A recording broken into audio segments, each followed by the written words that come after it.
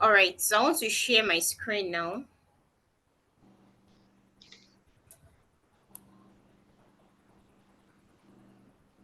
Okay.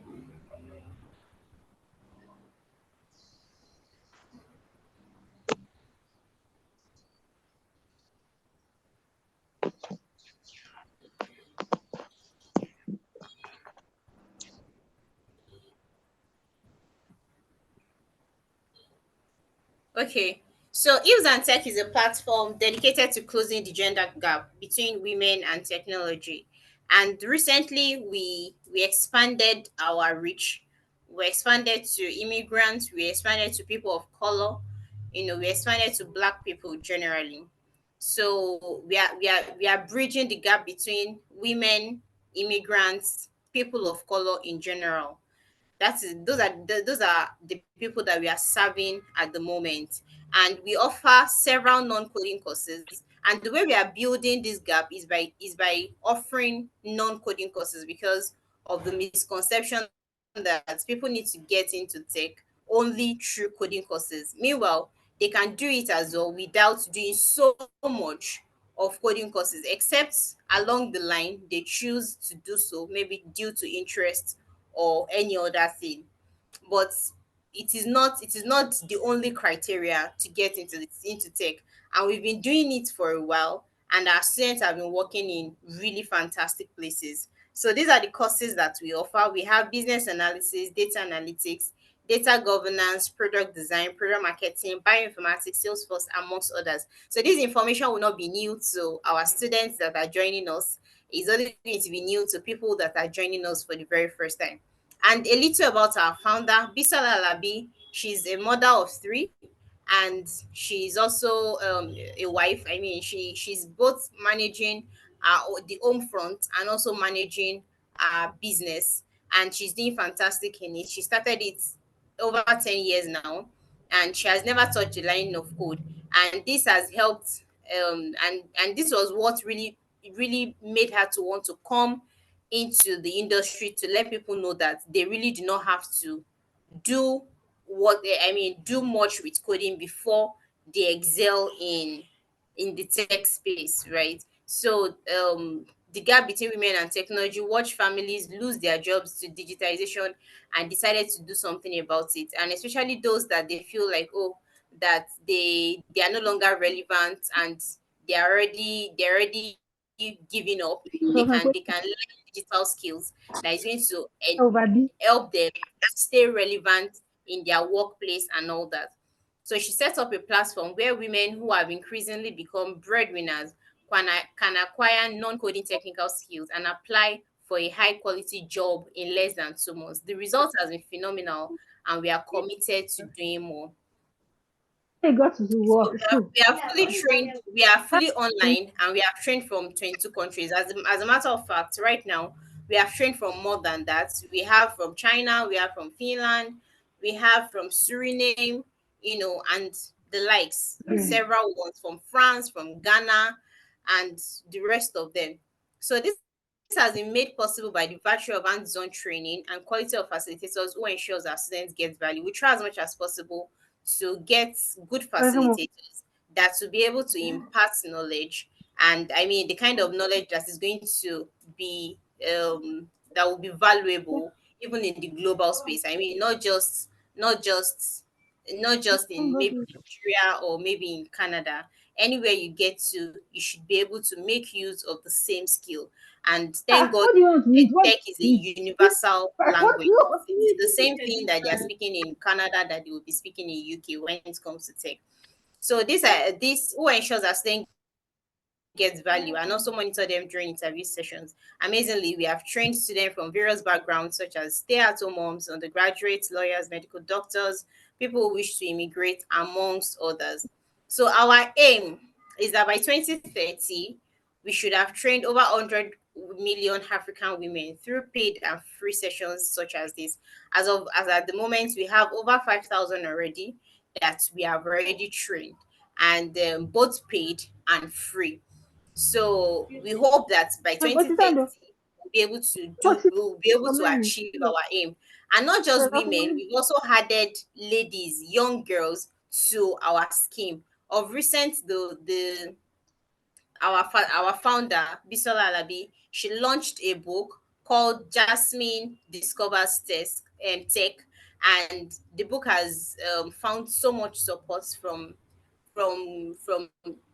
different individuals that have given to the project to ensure that the book is given free of charge to young girls in secondary school. We started already on International Day of Girl Child. We started from International School of Lagos, and we've been doing that. We'll still continue. We have lots of projects to do in the coming year.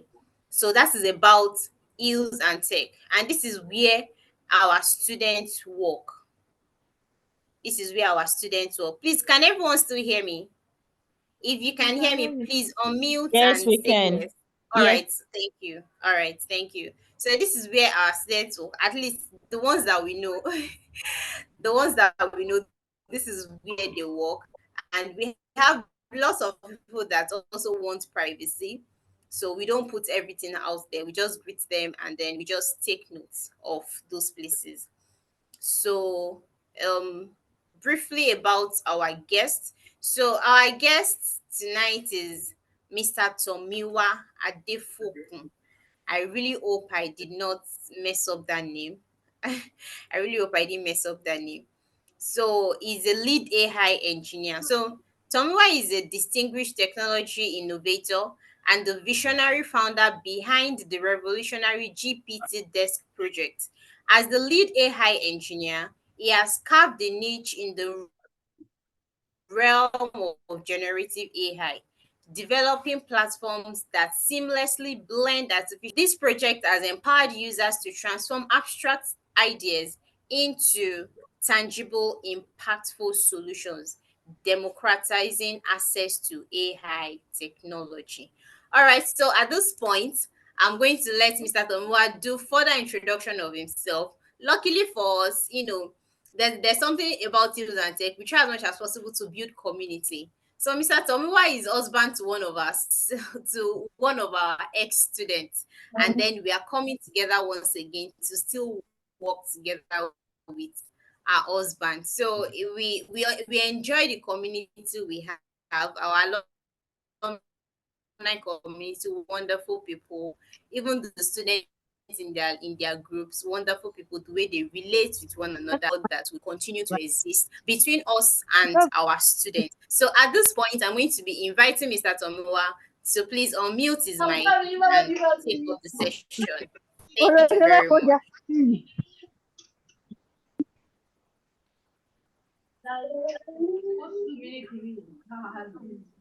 Evening, everyone. Good Uh, evening, sir. yes, my name is Tomiwa Adefokun, as she has introduced. She has said a bit about me, probably more than I can say myself. But yeah, I'm happy to be here today to discuss about generative AI, and I'm happy to meet everyone. And I hope by the end of this conversation, go on and do great stuff. Okay. Last time when the Getting straight into the business of today, let me quickly project my screen.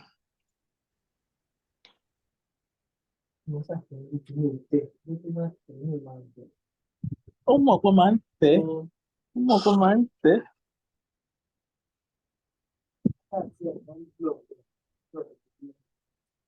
Wọ́n kẹ̀lẹ́ kó ra jókòó sí báyìí.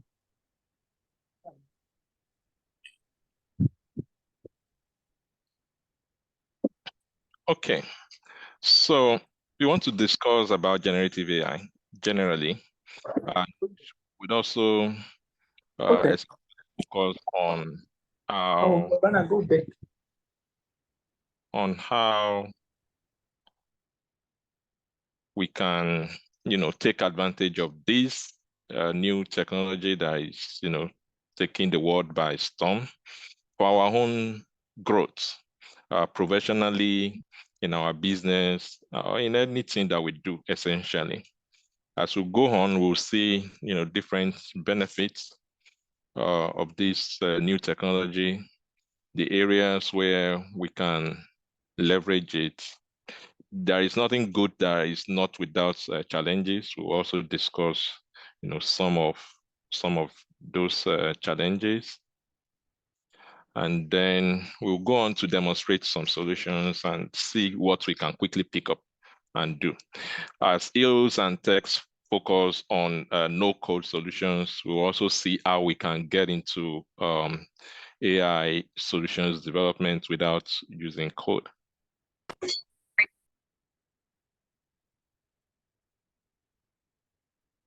Okay. EOS and tech, do I need to, I imagine you want to say something? Your hand is up. Yes, please. Yes, please. Good evening.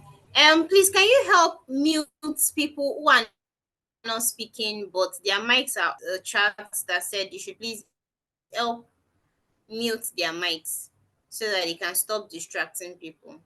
Thank you.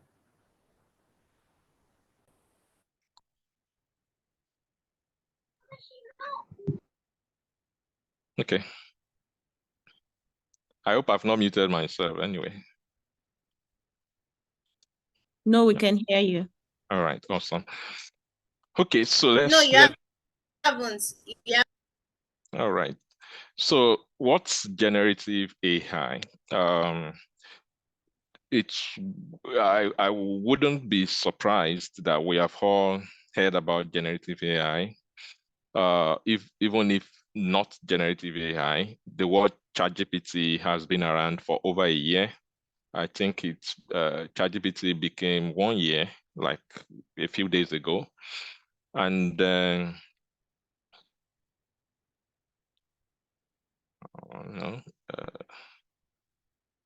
I think Eros and Tech, you may want to respond to that. Do I allow private recording? I think that should be fine. Okay.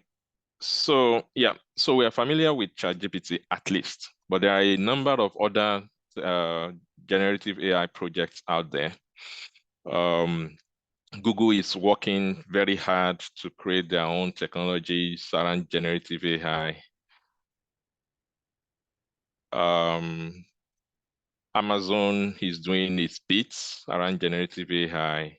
Microsoft is essentially working with OpenAI, the owners of ChatGPT, to build their own platforms around generative AI. A whole number of organizations are trying to see how they can leverage generative AI and even be at the front of it in terms of doing business. But what really is this technology? It's essentially about it's a new, way to look at artificial intelligence. Uh, Artificial intelligence has been with us for a very long time, but see, uh, we always see it as a technology that is for the nerds.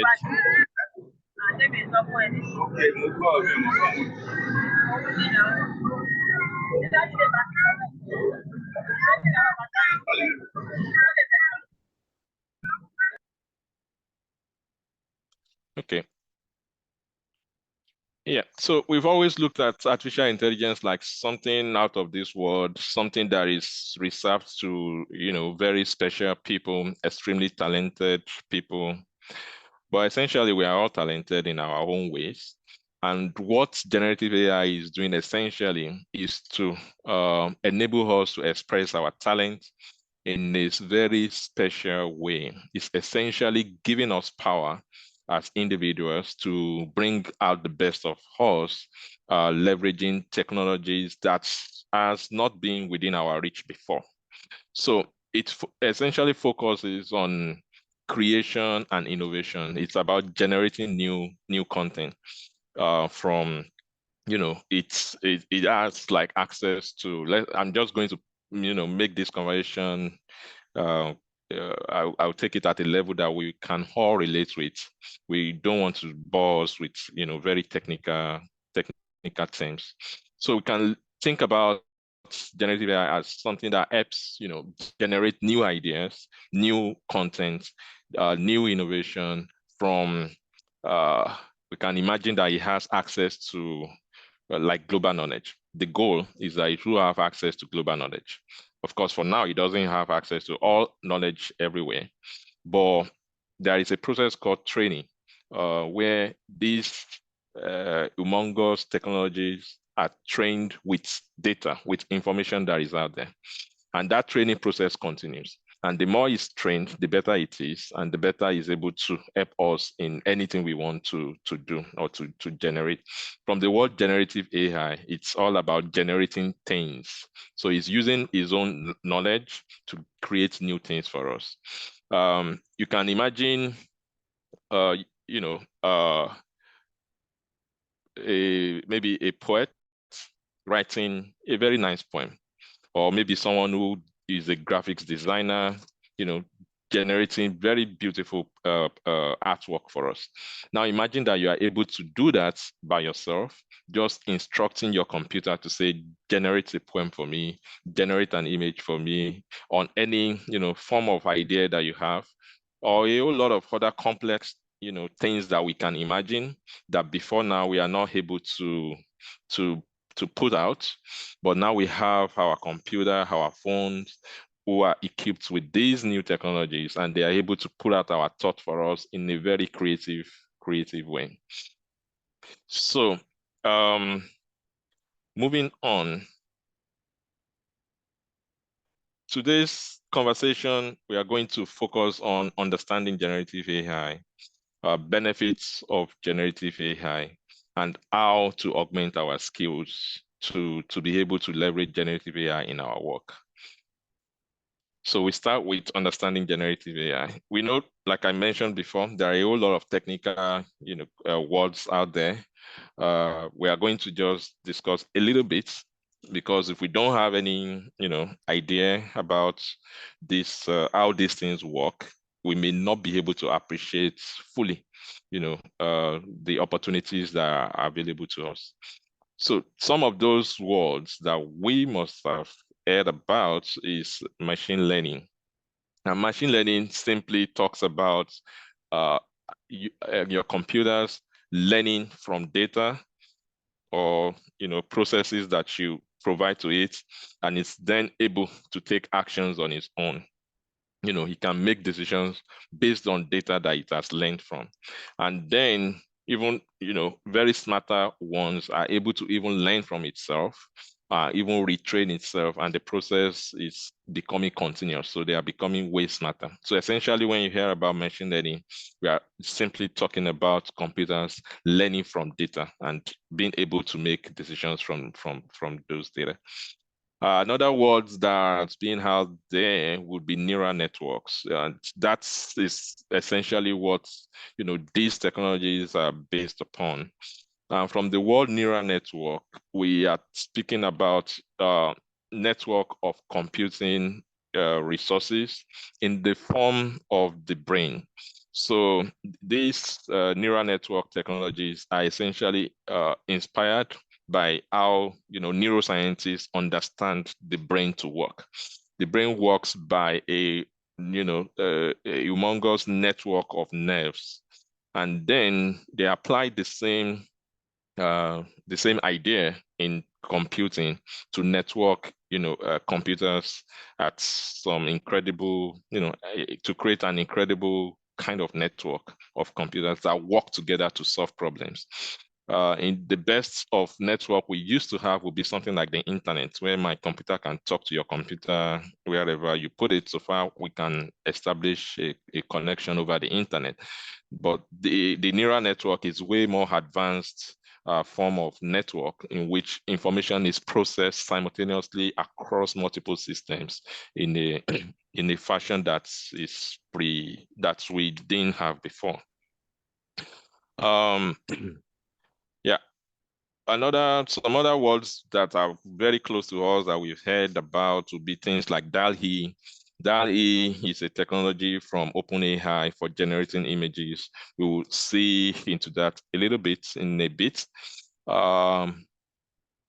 Yeah. So if you are using DAL-E, for example, you can say, you can tell it and say, generate for me a two-headed flamingo playing chess. Imagine how abstract that kind of instruction is. And it's going to understand that and generate an image that looks like that. It's quite fascinating. There are more things coming up in that regards. And there are generative AI programs that are generating videos now. We may have seen some video clips that are created with generative AI.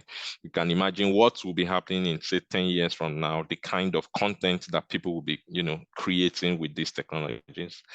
GPT essentially is it's also created by OpenAI. The one we are familiar with is ChatGPT. Now we even have what they refer to as GPTs, where you are able to create your own GPT, and then it can do different things as you would like it to do. GPTs essentially create tests. When embedded with other tools, they can also do other things, but essentially it takes instruction in natural language. The natural language is just me speaking plain English, and computer can pick that up, understand what I want to do, and perform that instruction. Previously, we write programs to communicate with computers, but and programs are written in specific programming languages. Good enough. People like Hughes and Tech have been, trying to take people to a higher level without writing codes. And technologies like generative AI is going to really accelerate that effort, because people can now create incredible stuff just speaking, plain English to their computers. But how does these all things work? Essentially, we are familiar with the concept of you give computer, what you give to computer is what it gives back to you. But computers actually, do a whole lot of processing on the information we give to it. And a technology like generative AI does not just process the information. It understands what you want to do. It has access to a humongous level of information that will help it to carry out that function. And it's going to give you an output. But then you are able to refine that what you have received and provide it with a feedback and say, adjust this in a way. And then it goes back and adjusts that output again. And that loop continues as long as you desire, until you are satisfied with the final output. We can imagine the idea of GPT or even generative AI like a little child. Some people claim that a child is born without information in his brain. Maybe that is real, maybe it's not. I don't know. But these GPTs are not born with nothing in their head. They are already pre-trained with the kind of data that is actually difficult to imagine because it's quite large. Okay. And then he has all that in his what they call foundational knowledge. So that child has what is called foundational knowledge. But the foundational knowledge does not address exactly what I am looking for, as let's say I want to use it for something. So it means that I need to tell it what I want. I need to provide it additional data on what I want. And then the child may mumble and, come up with something that looks like what I still want. But then I give the child more feedback. I train the child better, and then it becomes smarter and it grows and is able to become a companion in performing, the task that I set to do.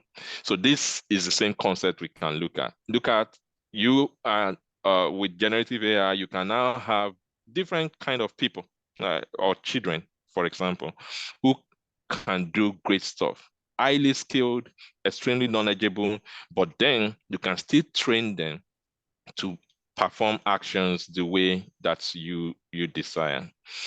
Okay. So, like I mentioned before, there are no good things that does not have its own bad sides or challenges or risks. So the same applies to generative AI. And whenever we discuss generative AI, we we should make efforts to discuss the challenges and risk that comes with it. The first main challenge would be resources. I read a few days ago that for you to generate an image with generative AI, to generate just one image, the power resources required will be enough to charge an iPhone from 0 to 100 to generate an image, and it's probably going to generate that image in less than a few minutes. It's going to generate that image in few seconds actually. And within that few seconds, it has consumed the same energy that will be required to charge an iPhone from 0 to 100. Imagine we have 1,000 people generating these images for different purposes, and that's going to require, the kind of power that the world, may not really be ready for. But that also provides a new opportunity for people who would invest in such technologies. So the resources is a major challenge for generative AI. Another thing to look at is ethics. Because this technology can generate anything, and you can tune it to generate the information or content the way you desire with your own intentions. It's also likely for people to use it to create content that may not be actually factual, and they may make it look like it's actually factual. So imagine you create a video about the president saying something, which is going to look very real, but he didn't actually say it. So the concept of deep fakes come into play. So, but people are also working around. That also provides another opportunity. There are people who have made career in AI ethics, and it's also flourishing. So people are working on that as well. Privacy is another challenge because this generative AI, deals with knowledge, and you have to provide knowledge for it to respond, to give you, useful output. If you're not careful, you may provide it information that are sensitive, and then that may, lead to, imagine that you provide it with your trade secret, and then he took your trade secrets, make it part of his own financial knowledge, and is able to then provide that information to other people. You can we need to be careful when using generative AI to be sure that we are not compromising, our privacy. Biases is another thing, and this simply states that, let's say I am somebody who is, let's say I'm very biased in terms of gender. Maybe I have gender biases. I have preferences for for male workers in my industry, for example. And I provided the information that is used to train my foundational models. Chances are the models may begin to behave like me. So it may be bringing out my biases in its work. So let's say you create for me an image of a very nice looking person. If I'm a Black person and I've provided data about Black people, significantly, it's probably going to generate an image of a very fine Black person. And same would apply if the data it was trained on was about white people. So that kind of biases exists. But people are making efforts to be sure that there is balance in the kind of information that we are using to train these models, to be sure that such biases are mitigated. Okay, so those 4 challenges and risks, we need to pay attention to them in our work and see how we can navigate them. Okay. Okay, so What are the capabilities of generative AI? We already know that it can generate text. So I want to believe most of us have already used ChatGPT, and we have been creating, letters. We've been creating articles, maybe even presentations and what may using ChatGPT. So essentially, it does that. You can also create videos. You can just describe uh, the kind of video that you desire, and it's able to create it for you. Okay. It can create images. Then it can also generate codes. It can do a whole lot of things, but these are, the common use cases that people have quite familiar with. So what are the benefits of generative AI? Essentially, it boosts creativity and efficiency. Imagine that it looks as if you have a personal assistant that is incredibly smart. And then in anything you want to do, you can delegate work to your assistant and is able to deliver efficiently. It's used across multiple industries. In fact, every industry is struggling to get a hang of it and find the best use cases within that industry. In education, people are working hard to see how they can, leverage it in teaching, in creating curriculums and things like that. We have also worked extensively in that area. In journalism, people are, creating initial reports, analyzing peer reports and stuff like that. So the benefits are quite, expansive. And because we are speaking about career in this conversation, we'll quickly go through some areas, some careers where generative AI can be leveraged immediately, and anybody can do that with just a little bit of skills that doesn't require coding. Essentially, the skills is basically speaking better English, communicating better, because at this stage, what we do really is to discuss with our assistants in terms of in the name of generative AI, and it's going to help us do whatever we want to do. But communication is key. How do we communicate? That's the skill that we, essentially would need to have. So for somebody in customer support, you are able to leverage historical data and get quicker responses to common customer query. So all your consultations and systems like Salesforce, for example, they're also integrating AI. And imagine all the cases that you have logged, and now you have an intelligent assistant that can understand all those cases that customers have put in, and is able to generate responses to them even before they have problem now. So it will be able to give you solution. So that's a kind of advantage that you can take. You can leverage as a customer support person. Of course, you don't have to have access to Salesforce. And this conversation, we are going to show us how we can do a whole lot of things with what is available to every one of us today. Okay. So in marketing, you can brainstorm campaign ideas. In fact, one of the most fascinating things that generative AI can do for us is generating idea. Just have the thoughts and be able to express what you desire, and you would actually be fascinated the kind of result that is going to give. So also you can analyze customer feedback and things like that.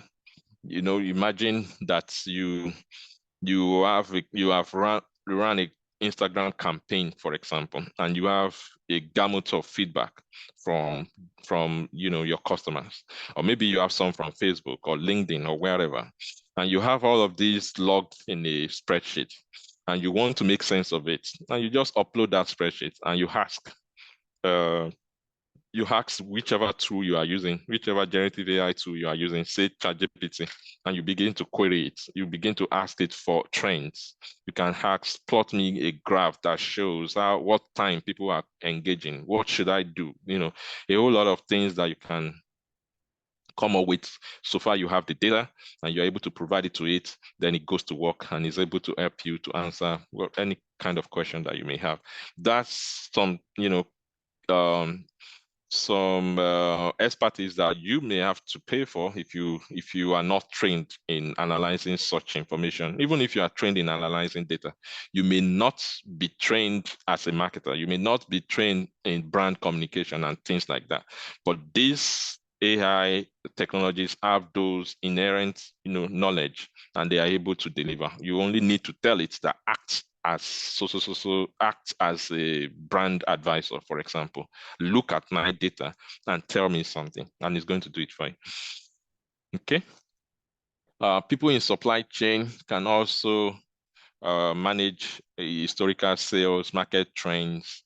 They are able to, consult about risk, contingency planning, and things like that. So far, the data is available. You are able to do that. And if you are the supply chain manager and you are able to do all of this way faster, if you're working with a big organization, you probably have your ERPs that can do a whole lot of stuff for you. But imagine you don't have access to those. And even if you do, you are able to even do things faster, smarter, and you're able to deliver on your work much more efficiently. As a project manager too, you can manage your project timelines and tasks using, generative AI ability to understand the requirements and generate a structured plan for you. And you can be updating that plan as the work is progressing. And then it's also be guiding you and be providing you with, further information that will be useful to you, or let's say in generating reports. So let's say you should be delivering reports on a maybe weekly basis. And with generative AI, you may be able to deliver your report like every day. And imagine how impressed the stakeholders would be if you're able to give them, timely feedback or report or updates on the project. Okay, that's going to improve your communication significantly, stakeholder communication significantly. Data scientists, these are the people who actually live and sleep with generative AI. And like I've said from time to time, this technology relies heavily on data. So beyond data scientists, working on the data that goes into generative AI, they can also leverage generative AI in their own work. Let's say you even want, hypothetical scenario, you need 1 million records to do some hypothetical or research, for example. You're able to generate those data. You just describe the kind of data you want, you're able to generate it, and you are able to carry out your visualization or using synthetic data for whatever you wish to do. And a whole lot of things. You can even upload your own data. Let's say you have some data on market research, for example, and you're able to upload that. You can generate your graphs. You can generate your charts. You can compare data. You can do a whole lot of things that would require some extensive data science knowledge. You can now do those things very quickly, and you can focus on informing forming opinions, which is what really brings value to the work that you do, and leave the heavy lifting to AI to help you with. IT people are also able to implement generative AI systems in maybe help desk. If you provide, the knowledge base of your environment to generative AI, then you can have an AI assistant that can, speak to your staff. So when staff have issue, before they come to IT, they can actually consult your AI IT assistant and even solve the problems to some extent. And when required, they then come to IT. So you can troubleshoot, resolve common technical issues without necessarily, overwhelming the IT people. yeah, a whole lot of other things that can be done. You can generate incident response plan. You can, you can do network analysis. Let's say you have a system that is collecting logs within your environment. You can provide this to generative AI and begin to query it further and ask questions and even seek for solution. How do we resolve this and all of that? Okay. I've spoken about different, careers that can leverage generative AI. At this point, I would like to speak about uh, people within my own space. I'm a developer. So how we, taking advantage of generative AI in our work? Personally, I've I'm able to write. I'm going to speak as somebody who have used this to some extent and how it has impacted me. Now I'm able to write programs in many languages, which before now, if you can write efficiently in one programming language, say Java, for example, we will say you are really good. Maybe you can also write in Python. I will say, oh, wow, you are really, really good. But now you can actually write, programs in any language whatsoever. Okay. And all you need is your background experience as a developer. Let me just quickly show us an example of how that works. So I'm going to open this simple code, which anybody can actually write. It's a program to sort records. So let's say I have 1 to 10, 1 to 100 different numbers, and I want to sort it. So anybody can write this instruction. This is basic pseudocode. It's not actually a program, but it's an instruction on how I want this function to be performed. And that's essentially what a programmer will be doing going forward. So you're only going to know what you want to do, and then you can actually ask ChatGPT, for example, to write the program for you. Now, I want to try what I have written. It's going to, okay, I'm using ChatGPT 4. I don't intend to use ChatGPT 4, but let's see what it's going to come up with.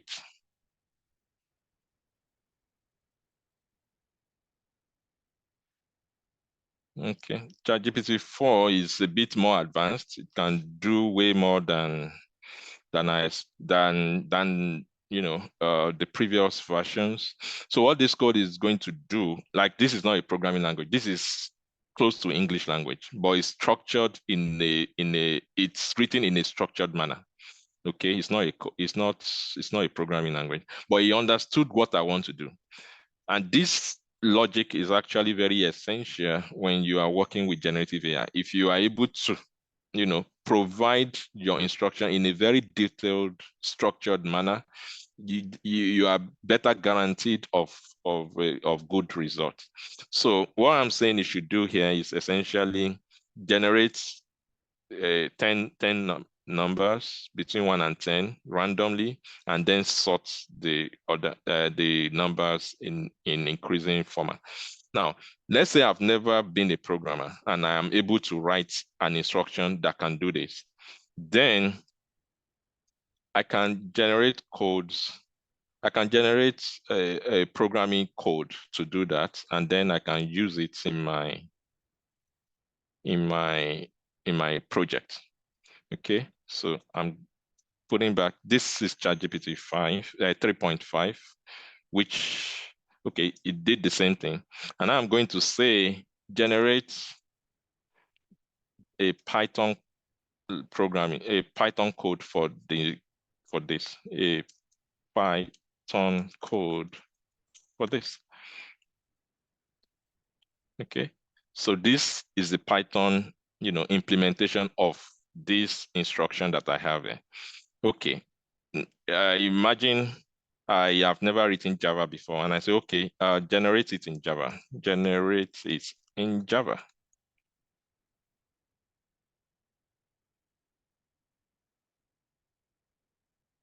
Okay, this is the Java implementation of that. Let's say generate it in Golang. That is a language I've never written before. Generate.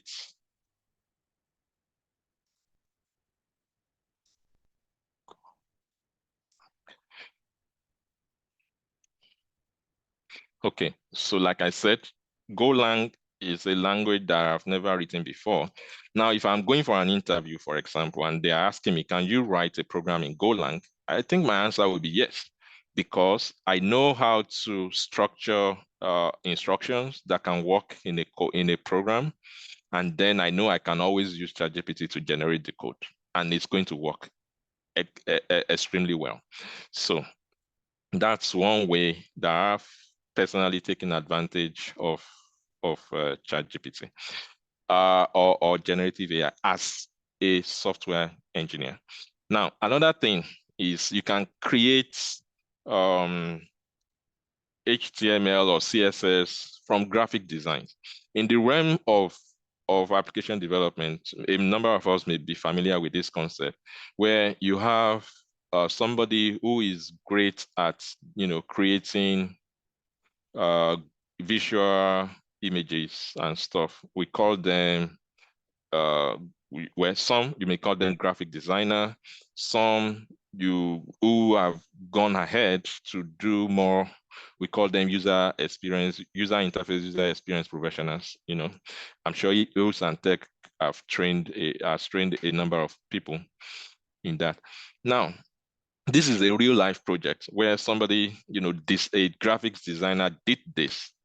Normally, this tool is called Figma. Normally, I should be able to just pick the code from here and use it in the project. But the person who designed this is not in any way a web developer at all. He's a basic graphic designer. So he has not used the elements that I'm able to use as they are in my program. So it means that I will have to rewrite a whole lot of things and then follow the design and all that. That's a whole lot of headache. And so what will I do? I just do a screenshot of this screen. Okay. I do a screenshot, go to my ChatGPT and say, sorry.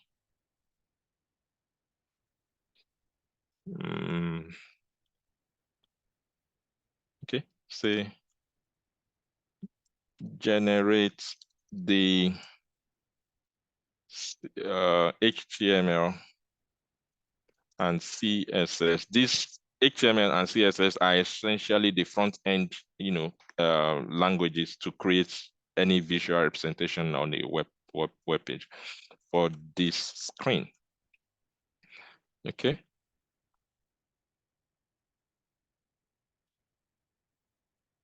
So this is using AI vision. When people talk about AI can now see, or ChatGPT can now see, is essentially saying we can give it image and it can understand what is in the image, and it's able to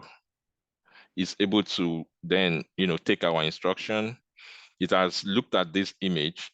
This may not be too good because I didn't quite copy it well, but it's okay. And then it's able to generate the HTML that would match what is on the screen, and then followed it with the CSS that would, help with the design for the screen. Okay, now I have already done this. And this is the output. This is the web page. Anybody can go to this web page and they will see exactly, oh, sorry about that. Okay, they will see exactly that screen come up, okay? Which is, of course, with a little bit of tweaks here and there. It's not that I can't do that on my own without using AI assistance, but that is definitely going to take me more time. And, why do I need to spend that time if I can easily, use ChatGPT to help me out, okay? So if you're a developer or a web developer or something like that, you can definitely appreciate how that has helped greatly. Another thing that I do is, okay, I'm not a designer. I don't really like designing things. So I can say, generate for me what a mobile interface for, a shopping cart should look like, or a e-commerce website. Generate a mobile responsive interface for. So it's going to generate that for me. And then I can then go further and say, generate the code. Once I'm happy with the interface it created, then I can go further and say generate the code, and I can take that and go use in my application.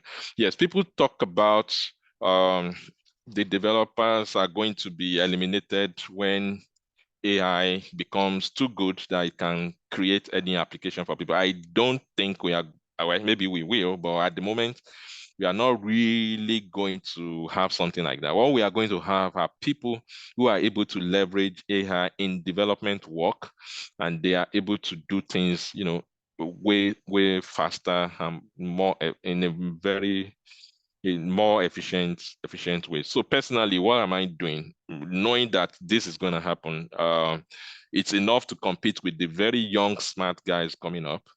Now you have AI assistants writing codes to compete with. So what am I doing personally? So I would like, I would not want to be displaced by AI. Neither would I want to be, displaced by the younger folks. But then I can leverage AI to improve what I do and become more relevant. And how am I doing that personally? I'm designing processes that augment the application development lifecycle with generative AI, from creating user stories from your backlog, requirement gathering, testing, automation, and all of that. We can have AI do a whole lot of work in that life cycle. And if you are the one who can help your organization put that process in place, and you are delivering solutions faster and better, then you are going to be relevant.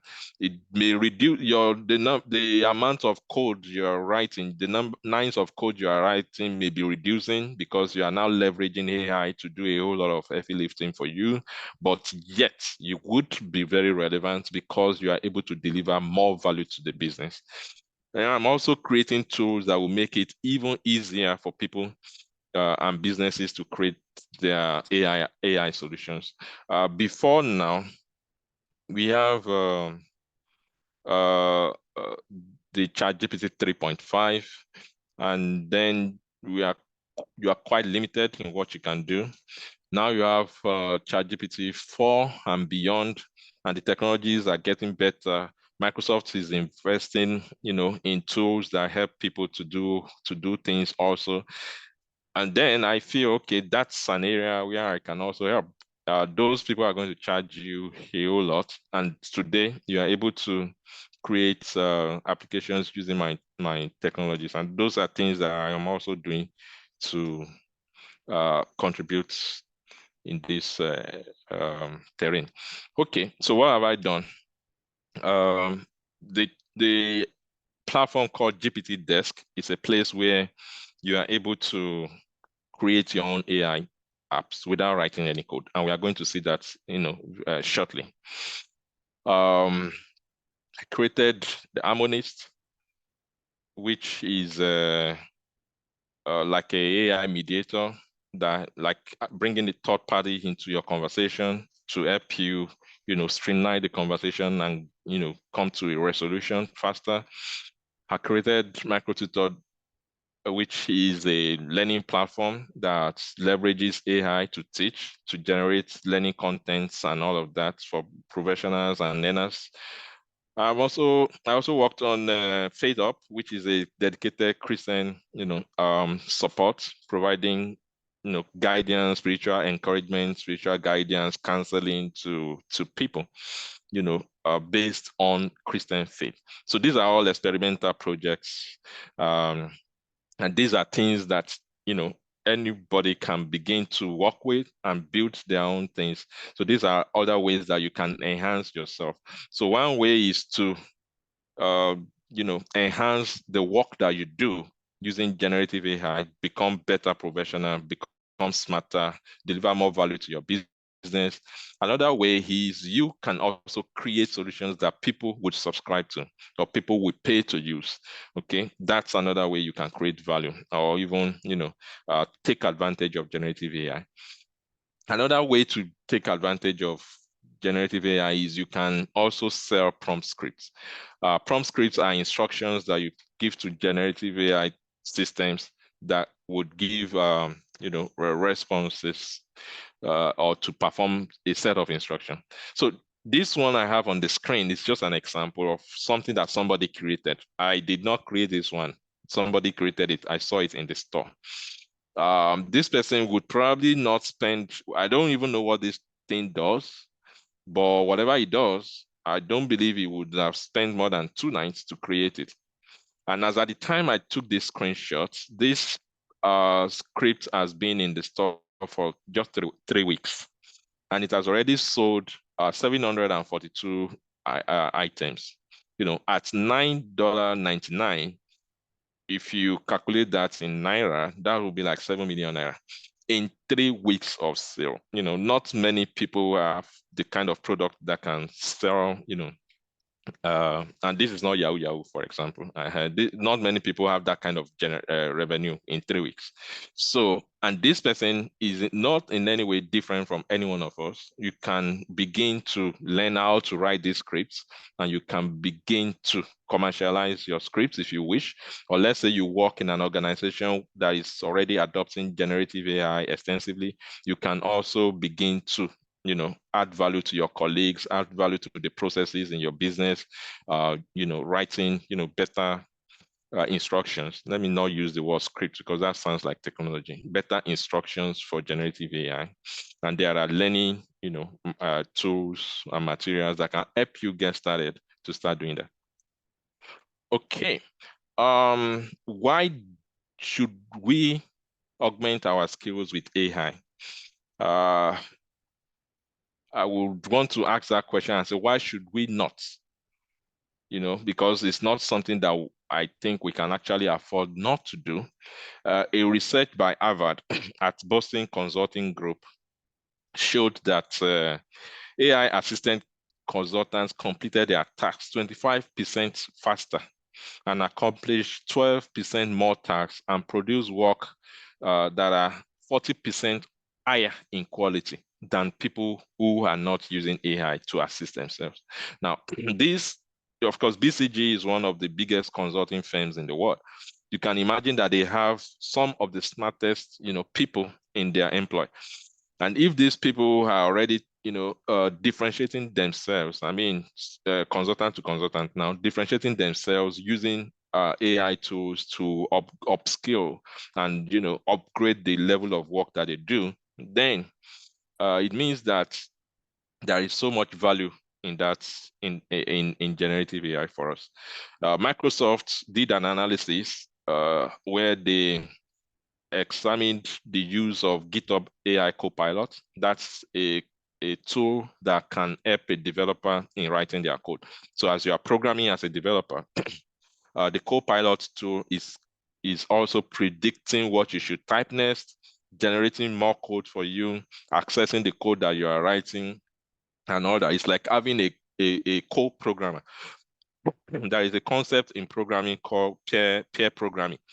So this can actually eliminate the use for a pair, and then you can leverage AI as your pair. And the results showed that programmers that are leveraging Copilot are working at 55%, faster rates. They are delivering their codes 55% faster than those who are not.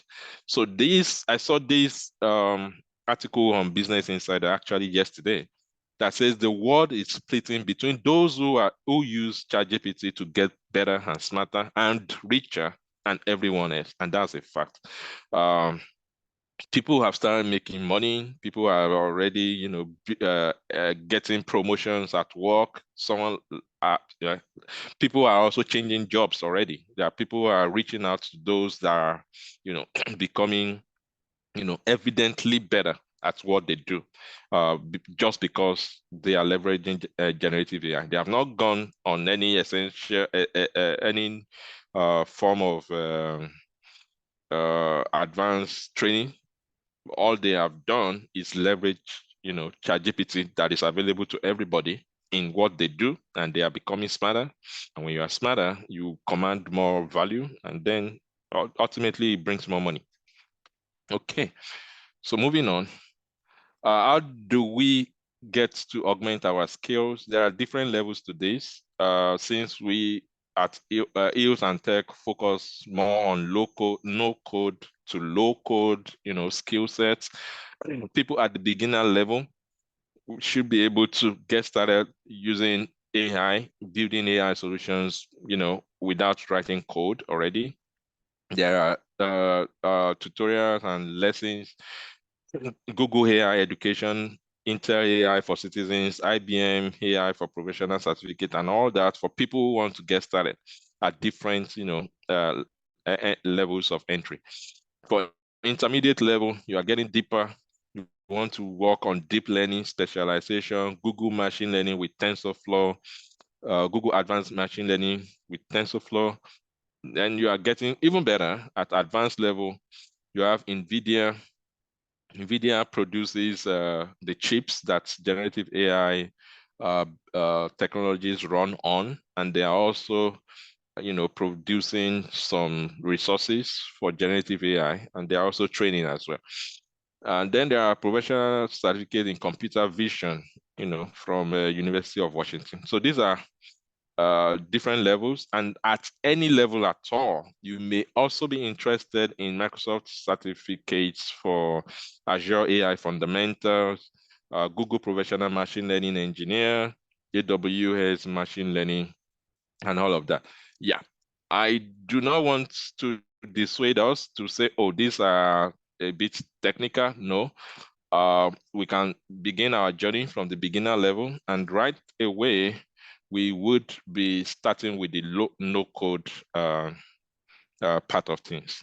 And we are going to demonstrate how to do that. And in this demonstration, we are going to create some things. And when you leave this webinar this night, you are also able to start creating, your own AI solutions. And that's the goal.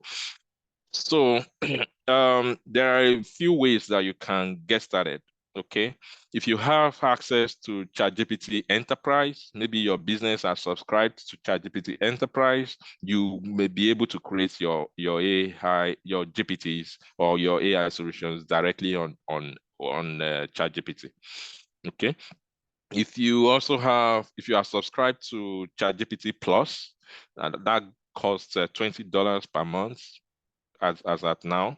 So you are also able to create your AI solutions and share with people. But if you don't have access to those, yeah, that's why I've created the GPT desk, which is available at gptdemo.web.app that you can immediately, start using for free to create your solution. It's the output is practically the same as what you will get if you created with OpenAI tools. The only difference is you are not going to pay to use this. Okay. All right. So here we go. The first thing we want to create is a performance review assistant. And you can imagine that many of us are professionals, and we don't, when some have the luxury of having HR giving them feedback every week, maybe every month, maybe some once in a year. But what if you want to assess yourself on a daily basis and you have your KPIs? Okay. So what we want to do, let me go to here. So I want to do a performance evaluator for an HR officer. So this HR officer has a set of KPIs that has been defined by his HR.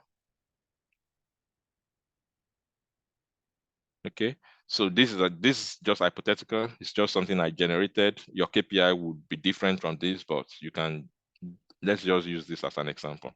So this is HR officer KPI. The KPI As employee satisfaction, it has a weight of 30%. Talent acquisition has a weight of 10, etc, etc, etc. Okay, and ratings are defined this way. Okay, if you significantly exceed expectation, it gives you 90 to 100. You know, we are familiar with this. So this is your KPI and your rating. Okay, so and then you want to create something to help evaluate you from time to time, or maybe you want to evaluate your staff. Okay. Okay, so I go to GPT. So okay, so at gptdemo.web.app,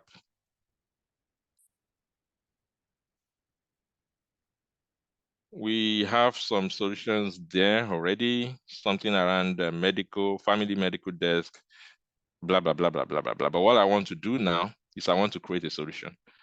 So, and then I would go to build application. So I have some things here, but this is my own console, private to me. When you go on to GPT desk or at gptdemo.web.app, you also have your own developer console. Everything you create is private to you, except you decide to share it. Okay, so now what I want to do is I want to create an application. I click on application. What's the ID? Performance manager. Performance review manager. Yeah, let's call it performance manager. Okay.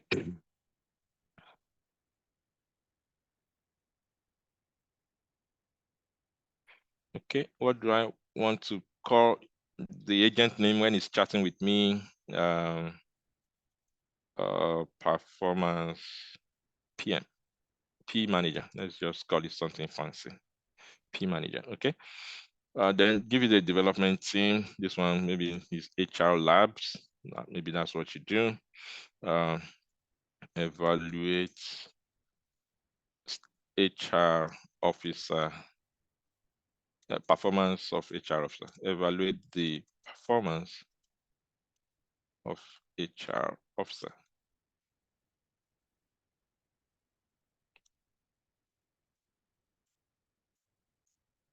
Okay, so I'll create it.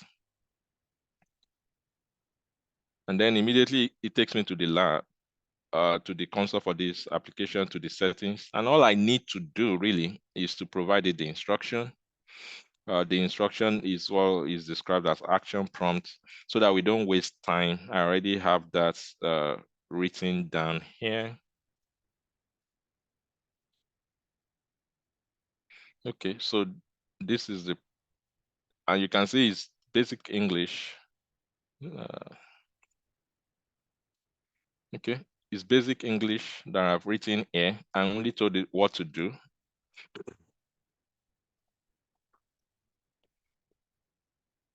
Okay, I just tell it you're an employee performance reviewer. I will provide you with a narration of my performance, and I want you to conduct a review. You will perform the review based on the KPI and rating scale you have been provided for HR officer.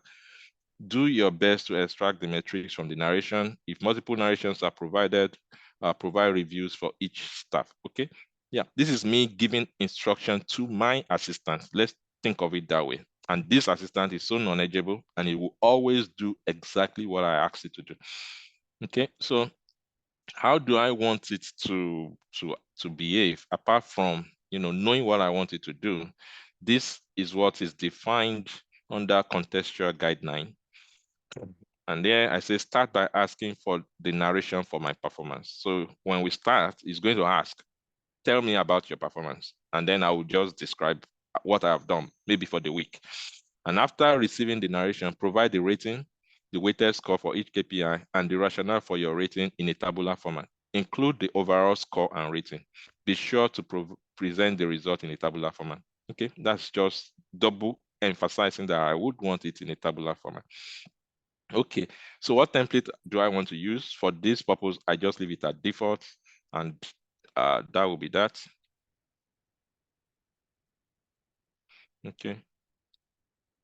Yeah, the next thing is it needs to know about the KPI, right? Which we have defined, and all I need to do is get the KPI in it, okay? Oops. Okay, this is the KPI. Okay, so yeah, the application is done. Okay, one more thing. The chart is limited to 200, but because the narration will be much larger, I want to increase it to 2000, so it can take 2000 characters. Okay. Okay, so that's it. And then I would launch this app now.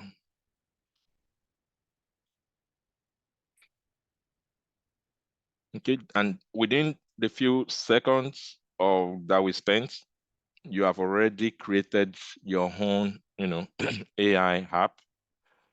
And then it's asking me for the narration. Please provide the narration for your performance of an HR as an HR officer. Okay. So I have some scenarios here that I would want to test.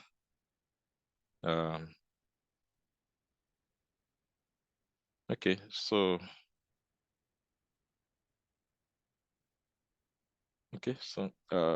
say this person. Okay, so I would come here, put the narration, then you will go to work and use the KPI to analyze this narration and come up with a review of this Tomiwa Adefokun fellow. Okay, he's typing the result now, and in a moment, it would give us. Okay, so the result is back. Well, it didn't take my instruction to do it in a tabular format, but I can tell it again. But this is what it looks like. So let me tell it to give me in a tabular format. Okay, present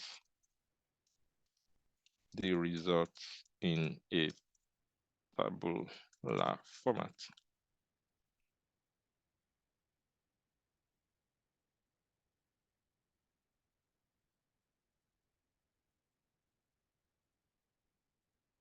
Okay, so now this is what it believes my performance is based on, and it's saying I did not meet expectation. Okay, so that's just an example. So you can, if you know your KPI at work, you can create your own personal, evaluator, give it the KPI, and every week, for example, you can describe how you have performed, and it's going to rate you. And if at the end of the year, your manager rates you something different, you may want to take it up and say, no, I have my own personal AI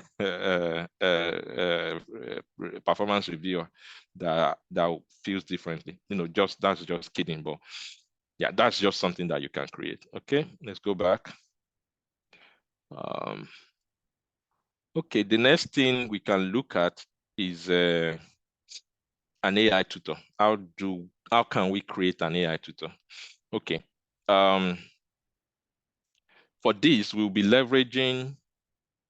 I want to create a tutor for prompt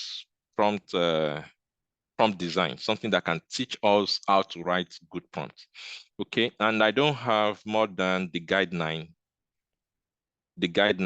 for this, and the guideline simply says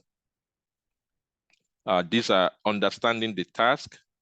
This is a prompt design learning guide. Understanding the task, clarity and precision, context and detail, interactive approach, ethical considerations, creativity and exploration, feedback and adjustments, staying informed, Now, I'm going to provide this to my AI tutor, and it can create a full learning curriculum in a conversational manner and teach and even test the user's understanding. So I go back here, and this is really going to be fast.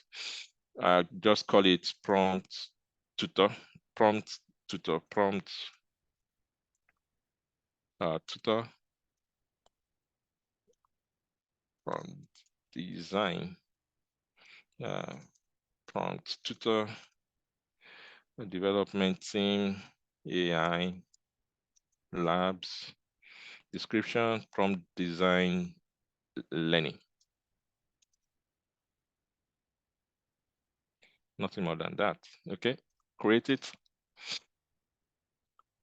Then for this, I would go to the model instruction. I don't want to provide it any prompt or any guideline because we have already created a learning template, and that template would define the prompt, the guideline, and all of that to suit how a learning program should be delivered by AI. Yes, because I only have the guideline, I want to expand with foundational knowledge, and then I would provide the prompt design guideline next. Yeah, I don't, that will be all. And then I can launch this app now. Okay, so it said, it's telling me it's my prompt instructor.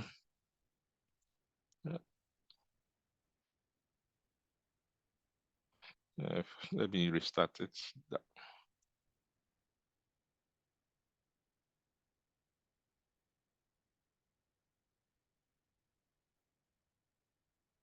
Okay, better. Okay, it's telling me I'm prompt tutor, and this is the course outline. Let's begin. Please share your prior understanding of the topic. Okay, let's say I don't know anything. I don't know about prompt design. Okay, and what it's going to do is it would adapt the course in a way that suits somebody who had no prior knowledge. If I said I had the prior knowledge, it's also going to assess my knowledge and it's going to adapt that and, teach me at that level. Now, it's just going to go on, this is like learning by chatting. It's like me chatting with my teacher, and it's going to teach me these courses from 1 to 8, and also conduct a brief test to see how I've performed. We don't have time to go through that, but yeah, for the purpose of this training, one thing I will also do is I'm going to activate this. So if you go to the GPT demo web.web.app, if you go to the development store, because I've activated it, it will be available. It will be available for you here. So you can actually do your prompt design e-learning right away from there. Okay, that's another thing that we've created. Now, within a few minutes, we have created 2 apps. Of course, we can go on and go on and go on, but there is one I'm really interested in creating. The last one I'll create. I plan to do this. Oh, okay, sorry. I would like to also show us how you can, create an app just by chatting. Okay. Previously, I have created these apps by providing the instruction that I've written before. What if I can just chat with it and create, my app? So on our microtutor platform, we've created a series of learning generators, and all you need to do is chat with it and create your learning material. Okay, so you come here and it's asking you, your microtutor publisher, what role do I want to create micro learning for? Okay, so what this particular app does is to generate learning that targets professionals. So this will be useful to people in learning and development, for example. Let's say the role I want to develop learning for now is IT support, for example. Okay, so I'm answering it, that is IT support. So what it will do is it will create, a number of job functions for IT support and suggest what they should learn as an IT support person. If I'm fine with all of these, I would just say proceed. If I want to make adjustment, I would tell it to make adjustment. Well, I'm pretty cool with this, so I would say this is fine. I'm ready to deploy. This is fine. I am ready. to deploy.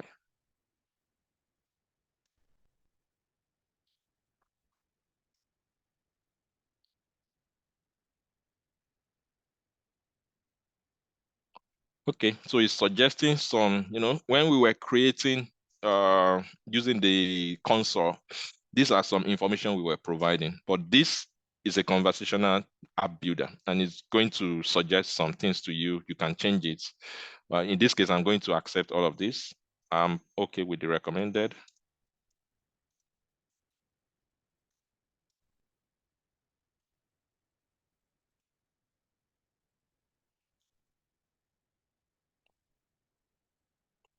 Okay, it's trying to reconfirm that this is exactly what I will use. And I said, okay.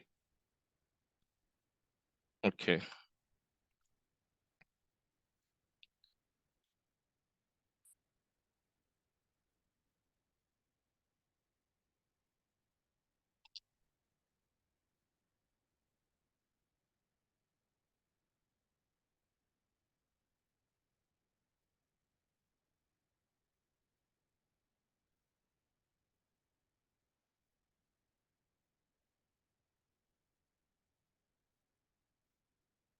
Okay.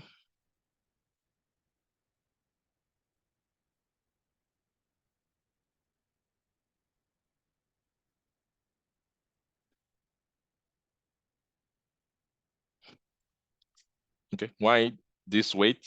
We'll come back to it, but essentially what it's going to do when it's done is it would have deployed the app, it will be available, it will have a link, and then we would be able to, take the course just like the previous ones.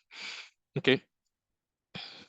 Now, the last thing I want to show is a family finance advisor. This one is quite interesting because I think almost everybody would, relate with what this particular app would do.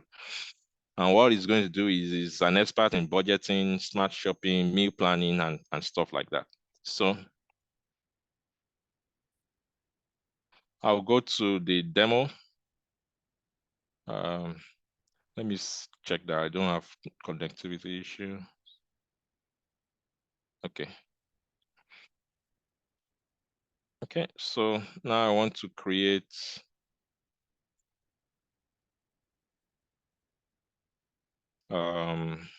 family finance, family CFO.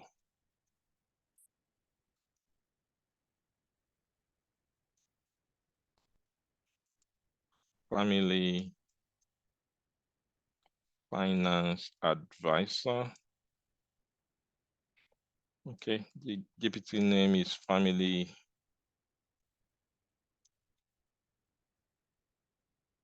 CFO. Development name is, let me just put my name, Tomiwa Adefokun. Okay, app with family financial matters, family.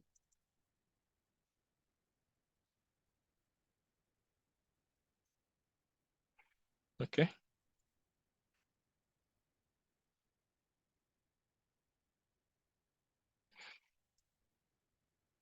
Okay, for the family CFO also, I have created, yeah. So I have the setup here.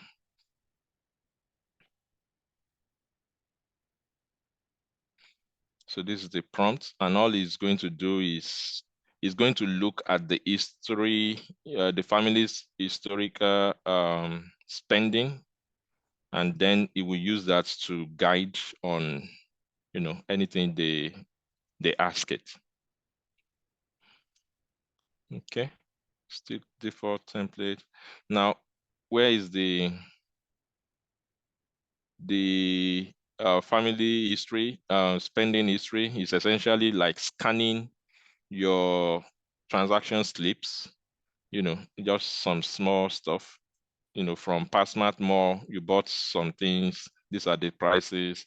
From Shop Nines, you bought some things, these are the prices. It can be more than this, you can update it from time to time. So I'm going to provide it to it as knowledge. Family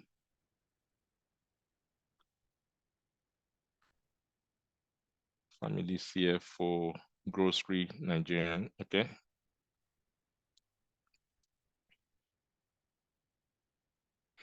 Okay, I think that should be all. Let's say, let me take this to 2000 characters just to be sure. Okay, apply changes, then launch. Our family CFO is ready.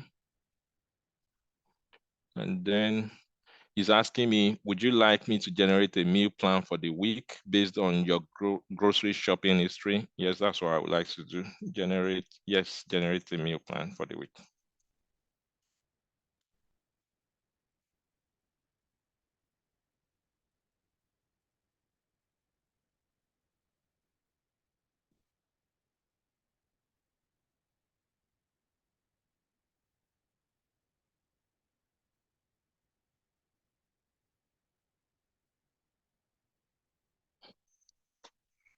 Okay, so this is what it feels based on, our shopping history. This is what it feels we would eat for Monday, breakfast, lunch, dinner, blah, blah, blah, blah, blah, blah, blah. This can help some of our wives and husbands that are into kitchen stuff. And then also help us to minimize, the financial discussion that can be challenging to have sometimes. Okay, so what I want to do next is create a shopping list for this, okay? Create a shopping list for the meal plan for a family of 5. Okay, that's for it to know the quantities of things to buy and things like that.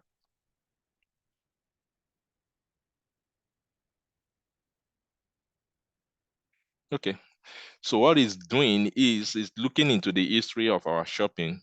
He knows the shops that we've been going to, and then he can pick the best prices.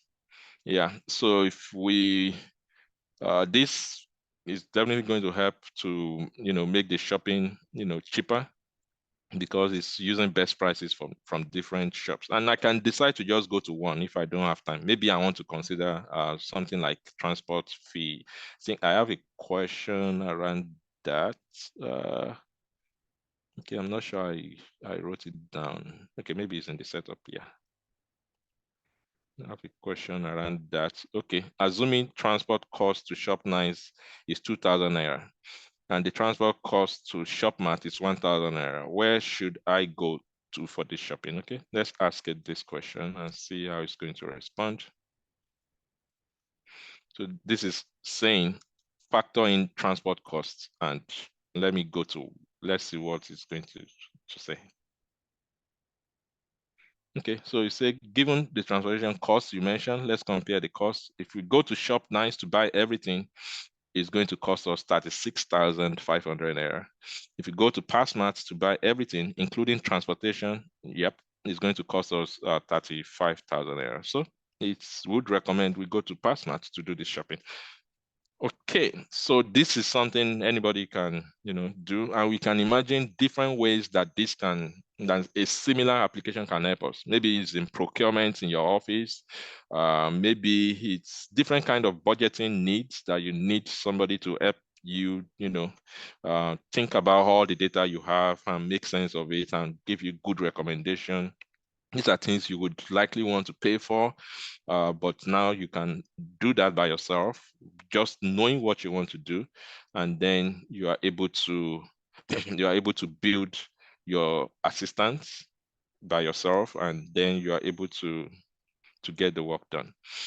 Okay, so that is how far we have come this night. I'm very happy to have your questions now. Thank you for listening so far. Thank you for an amazing session, Mr. I thoroughly enjoyed the session. But my question is, please confirm you can hear me. Yes, I can hear you very well. Okay. So my question is, so I have this idea, and I put it on the GPT desk to build it out for me. So what's the scalability like? What if I want millions of people to use the application? Is it feasible, or I would have to extremely integrate it into other platforms? extremely visible, and we will be happy to hear that you have 1 million people that want to use it. Of course, at that point, we don't think you want to do something that 1 million people can use without making money from it, right? And yeah, if it gets to that level, then it should be mutually beneficial for you and for the platform as well. So that's a conversation we can have, but that's not the important thing for us now. We definitely hope we have people that will build something that will reach 1 million people.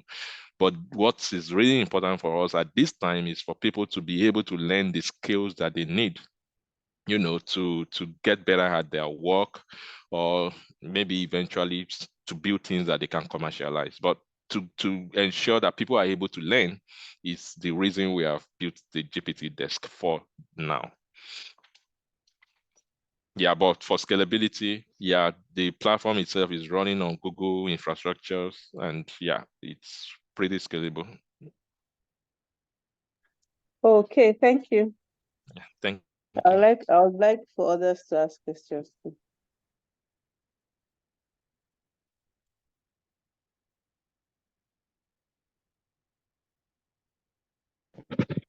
Hello, good evening. Thank you Good evening. for such a wonderful session. I am truly wowed by your ability to create your own chat Oh, GPT. thank Okay. you. I have two questions. One, I read somewhere that that as much as possible, people should avoid submitting personal details into chat GPT. Do you agree with that? Yes, because even when we talked about the risk and challenges, we discussed the privacy issues. Okay, so if there is something you don't want, to find out there, you definitely don't want to put it in ChatGPT. However, um, I can't say it's guaranteed that if you use a tool like GPT Desk, because it's leveraging APIs, and the agreements with ChatGPT is they would not use the data that pass through the APIs to train their models. So yeah, such information would not be exposed, but that's not a guarantee. Okay, if there is any information we don't want out there, we probably don't want to put it in any medium that at all. You don't want to send it via WhatsApp. We probably don't want to have it on our computer because it can be hacked. Yeah, so the same thing applies. If you have information that are quite sensitive, we don't want to get it out there. We shouldn't put it in ChatGPT. Okay. Thank you very much for that. Then my No. second question is this. Yes, I now understand the power of generative AI. But I'm wondering that is it possible to create an app based on generative AI that instead of you typing or uploading text, it would just be to just click buttons to swipe something. So, for ease of use without necessarily typing. Just wondering. I, to be honest, do not really understand maybe what you meant. But you said IP. Maybe I didn't get that. Okay. Let me explain myself properly. Okay. From what you showed us, Okay. right? You need to type. Okay. You or want to, something that you or can to talk to. upload texts. Yes. So I'm just thinking that since users are looking for things to make the life easier, can somebody build something on the generative AI that instead of having to type, you Yes. just click a button or you swipe Okay. swipe something. Swipe. Okay. Yes. Yes, you can do all of that. So all of those are input mediums. If you can even do voice. So instead of typing, you can be talking, and it can also talk back to you. So you don't even have to read. Say you don't want to read, you don't want to type, you just want to have a conversation, talk to it, and you hear back, responses in voice. You can, upload attachments to it also. So let's say you already have the documents and you don't see why you should type or copy. You can also just attach.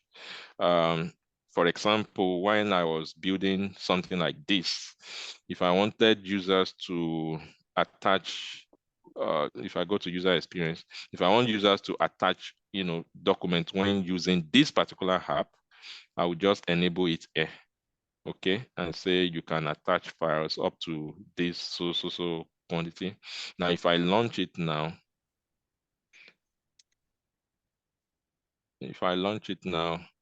it should have enabled, the attachment option. So now I can attach files. Yeah, so you can do that. Okay, but if I don't need, if this particular use case does not require users uploading anything, I just turn it off. So yeah, it's just user experience. And then we can enable voice so that you just prompt it and you start recording. Let me go to, let's see if, okay, this is not available even in this ChatGPT Plus. I want to see if, okay, I think voice is not enabled there, but if you are using the app, the mobile app, voice is already enabled. Okay, and yeah, you can also build your own application that can prompt the microphone of your device and you record, and then yeah, the voice is converted to text and is sent over. A whole lot of things can happen in the background and the user is only interacting with your microphone. Yeah, so there different input mediums can be implemented. Okay, thank you. Sorry, one last question for me. Okay. Based on your experience and your exposure, where do you think generative AI will be in the next 5 years? For example, if somebody wants to start learning now, where should the person start from, considering where AI will be in the next 5 years? Okay, so if it's somebody who, pretty had no serious experience before, where you may want to start with is you can come on here and go to maybe developer tutor, or that script we just create, that app we just created. I think I said I will put it in the store. Yeah, this prompt design, that's the first place to start, because it helps you to understand how to have conversation with an AI system. And that's essentially where things need to start. Now, when you start having conversation with AI system and you are getting good responses, then you begin to write prompts that can, that can follow a process or follow a procedure. And when you are able to do that, then you can package that into an app, whether you are building it on GPT Desk or you are building it on ChatGPT Plus or ChatGPT Enterprise. All you are doing essentially is packaging your instruction that can, achieve a particular business objective, and it works. So no extra coding is required. So that's why I said the place to start is to learn how to write good, prompts, or good, how to have good conversation with AI. And essentially is knowing how to speak good English, not good as in grammar error free, but communicative, something that you think that is passing across your instruction, adequately, effectively, and in a proper context. So that's where to start from. Now, when you are pretty comfortable with that, and that shouldn't take so long, many people have improved just by going through our AI dev tutor examples. But then the next thing you want to look at is what I discussed here, where there are different areas of learning. There are different areas of learning depending on your level, and that is why we have only scratched the surface with the no code examples that we have done today, okay, then you want to go further, you know. So these are different areas, excuse me, different areas of learning that, you know, would be useful to you based on wherever you are in the scale. If you feel comfortable enough that you are intermediate level, you want to learn more into deep learning, or TensorFlow, machine learning stuff, those are a bit, you know, more technical, or you can go further on the advanced level. So different areas, but starting today, I would say you want to take up the no-code AI skills, which is basically writing good prompts for now. And when you are comfortable, then you can proceed to other skill sets, which are essentially what is on this screen. But in 5 years, where AI is going to be, it's actually, it will be hard to imagine, but I can guess that without sufficient AI skills, many people would actually be relevant in the next 5 years, starting from next year, essentially.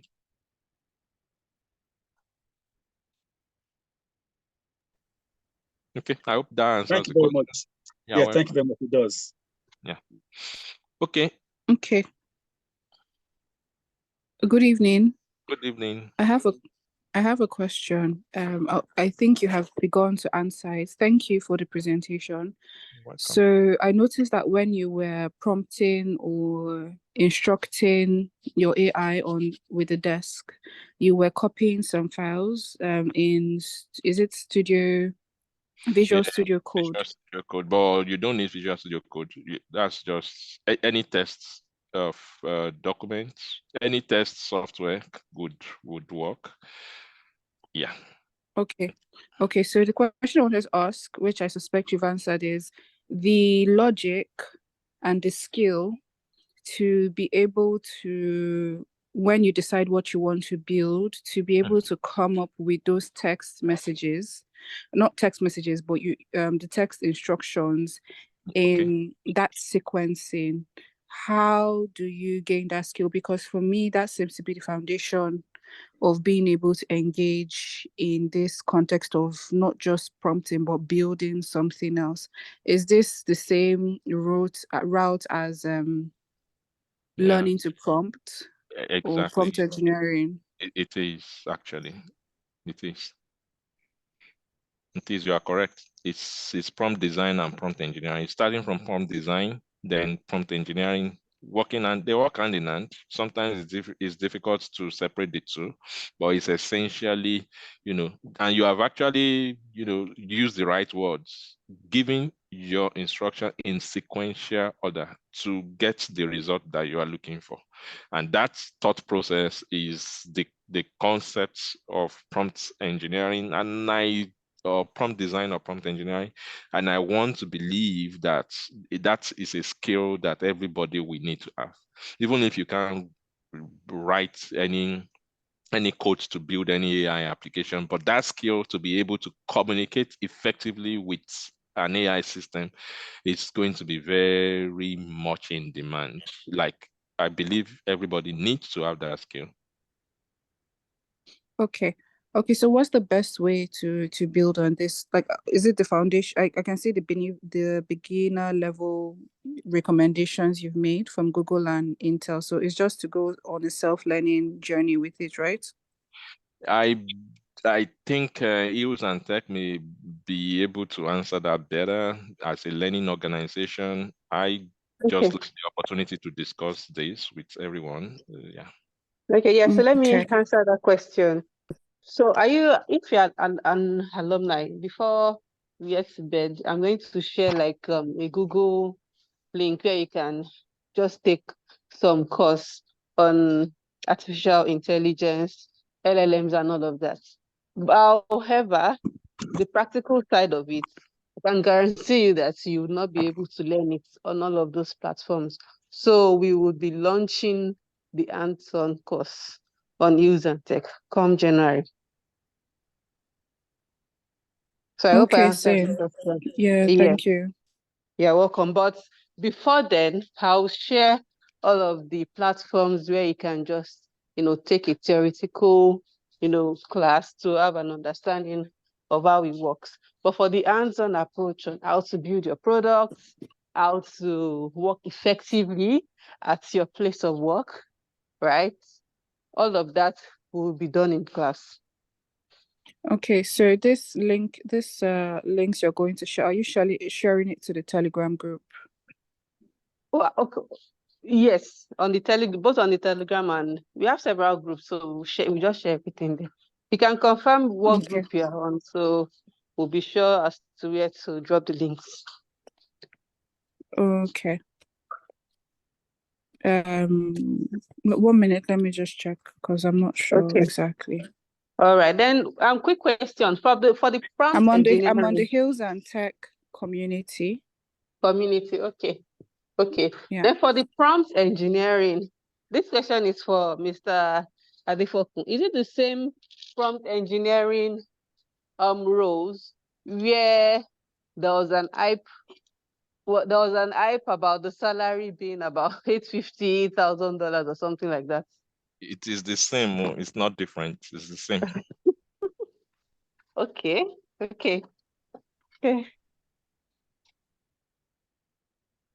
And you can do it all of that without coding, right?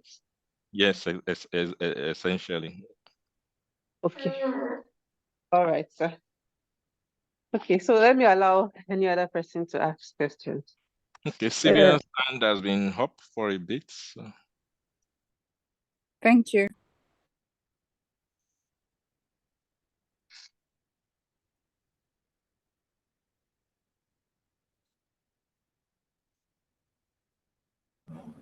Thank you so much, Mr. Tomiwa. Thank you so much. Okay, it seems Alexandra, Silva, and Victor seems they have questions, or you forgot to lower your hand. Yeah, this is Silva. Thank you. Okay, Silva. All right, please go ahead. All right. Thank you very much for the insight on generative AI. My question is, how do we leverage on AI in a typical office setting and at the same time avoid breaching data privacy and secrecy in an office setting? Okay, so I think it depends on the policies that the office has that your business has in place.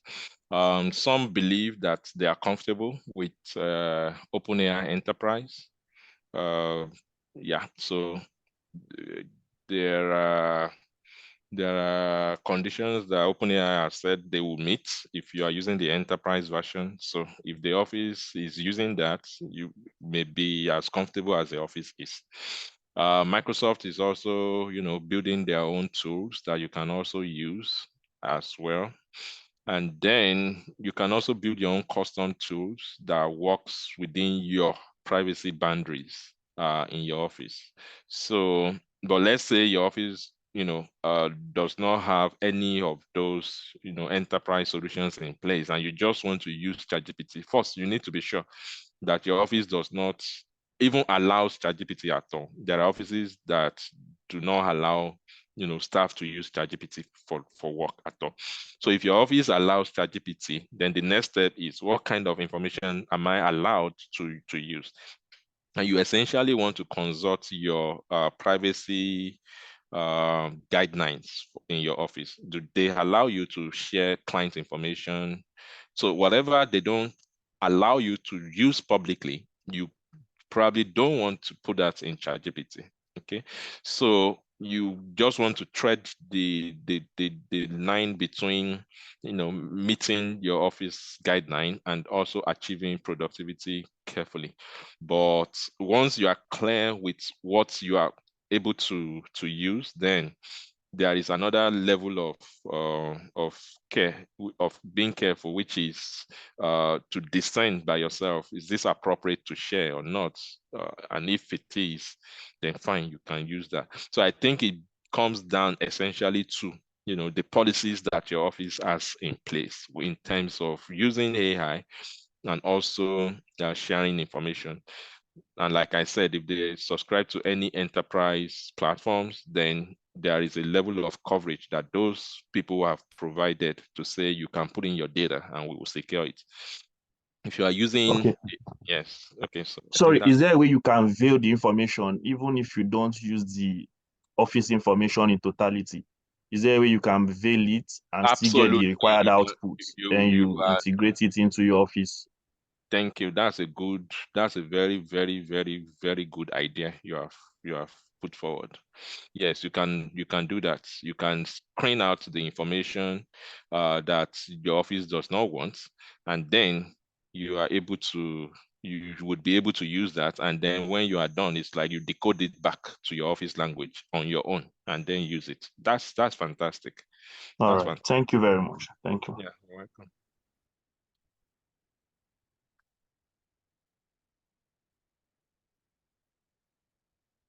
Okay, Tayo.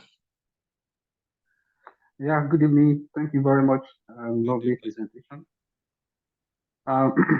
I'm a lecturer, so we have been having issues with students using ChatGPT for their projects, and I just want to find out are there easier ways to, fish out this, let me say, fraud.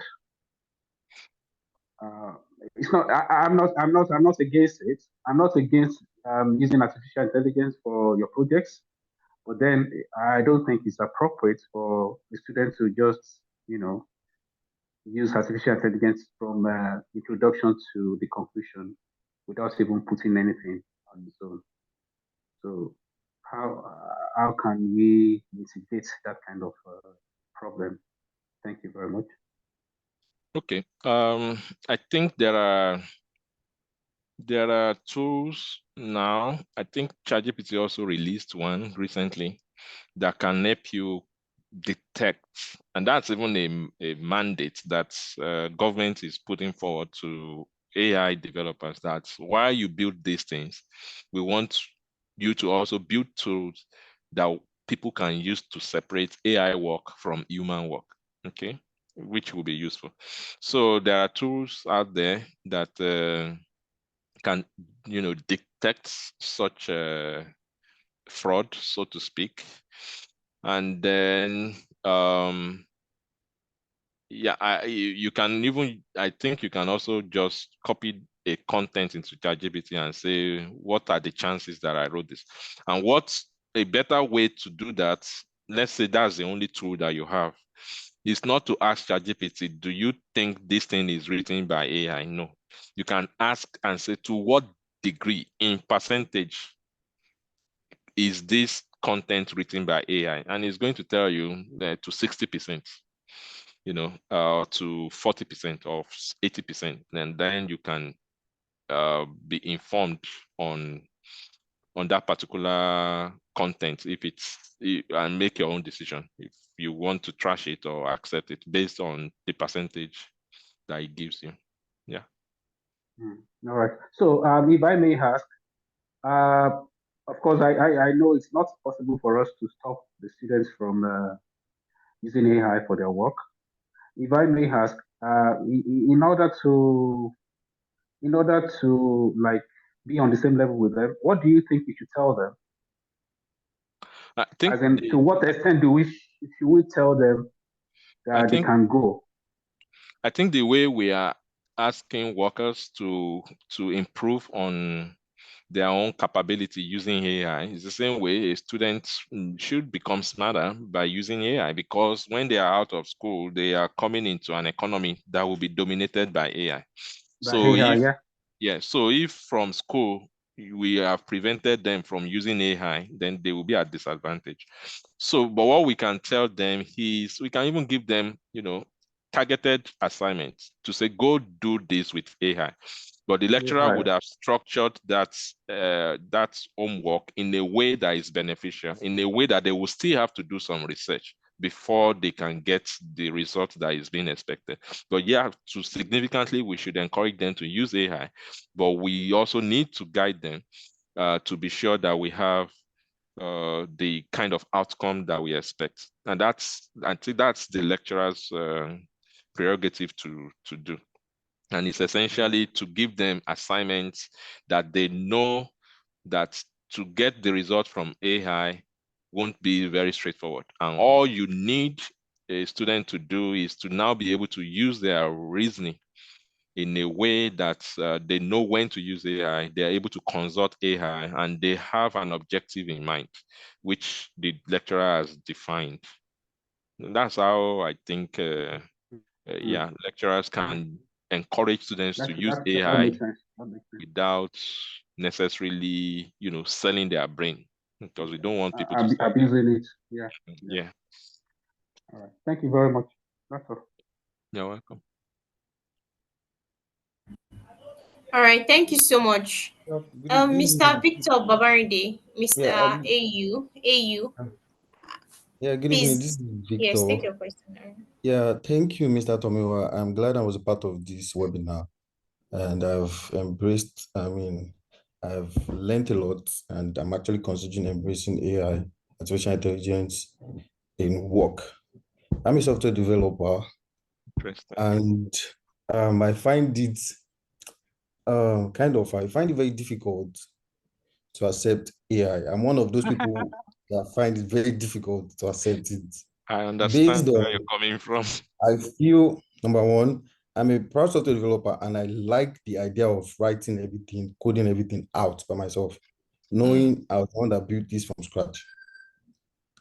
And I find that very, very, very, very, very, to just put aside and just having to just put myself in a position that I know is just something that wrote this thing for me, and I'm just literally just editing here and there and all of that.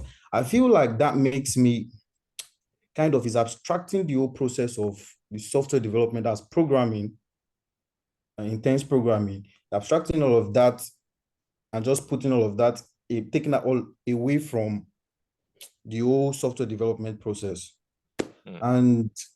And I feel like regardless of how AI or the advances AI has, in the end, everything is built on is running on some software that was coded by somebody somewhere.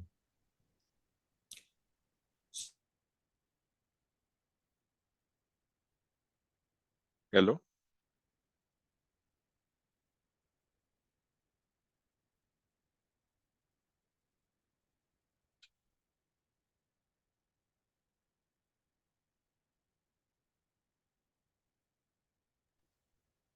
I think his internet has gone off. Can I ask a question in the interim? Okay, please. All right, yes, please, AU, go ahead. Okay, so I was going to ask, I noticed you said AI can now see, and I was thinking about the integrations between different AI, will I say, vehicles, like between Midjourney, for example, ChatGPT. So and this is part one of the question. So if, for example, I see an image on Midjourney that I like, but I want to copy the prompt from that. And I know like in Midjourney, you can go and find like the prompts itself and copy, but to make it faster, is it a situation where I can put the image into GPT and ask GPT to extract the prompt that generated that image in Midjourney? My network. Okay.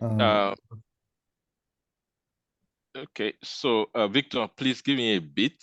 We have another question. All right, Then, thank you. once we are done with that, we will come back to you. Okay. So, to your question, AU, you have created an image with Midjourney and you like that image, but you want ChatGPT to create a similar image for you, right? Or somebody has created an image that I like, and I want ChatGPT to extract the prompts that created that image. Okay, so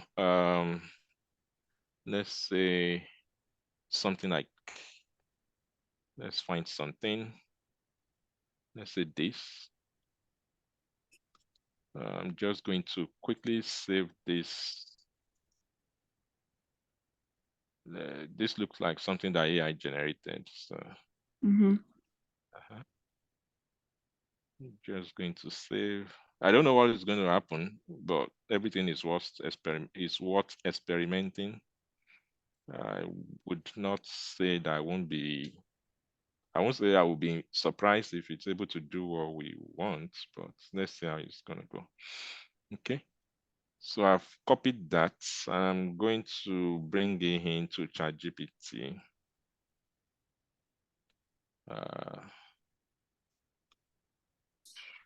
Desktop, I guess. Okay, screenshot. Generate the prompt that can create the image attached.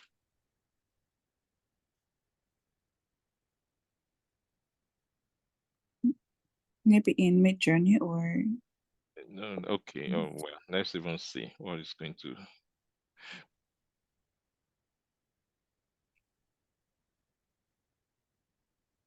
Okay, so this is what it thinks. Now, I'm okay. sure if you take this to Midjourney or wherever, it's probably Or going to do DALL-E. something similar, or DALL-E. Yeah. So let's do that in ChatGPT and say create. Okay, it's already message already started with create image. So this is going to use DALL-E. Yeah.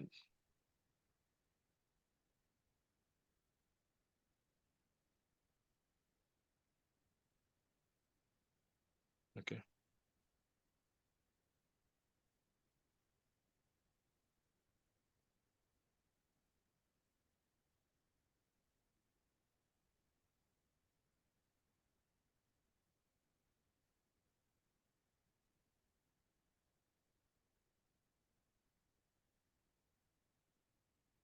So this simple process, like I said in the beginning, is consuming the energy it would take us to charge an iPhone from 0 to 100%.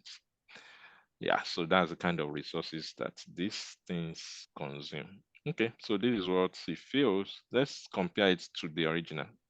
I think it's similar. I think that answers the question, right?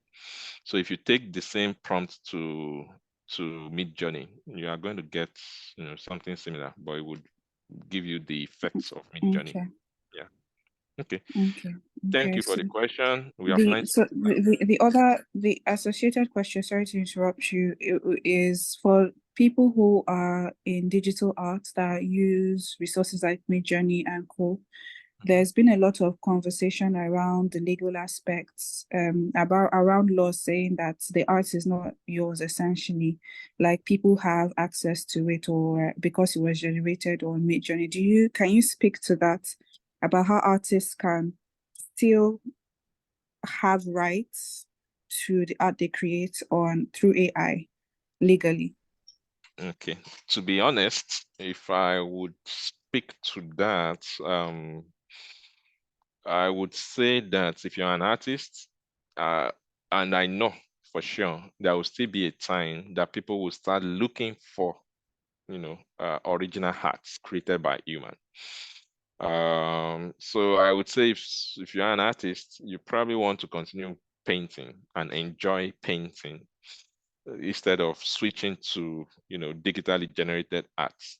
Just like the question Baba Victor was asking before, AI is taking away his passion to write code and is not liking it. Uh, Maybe for him, it may not be as significant as somebody who has learned how to use paint and brush to create beautiful stuff, and now AI can create the same thing.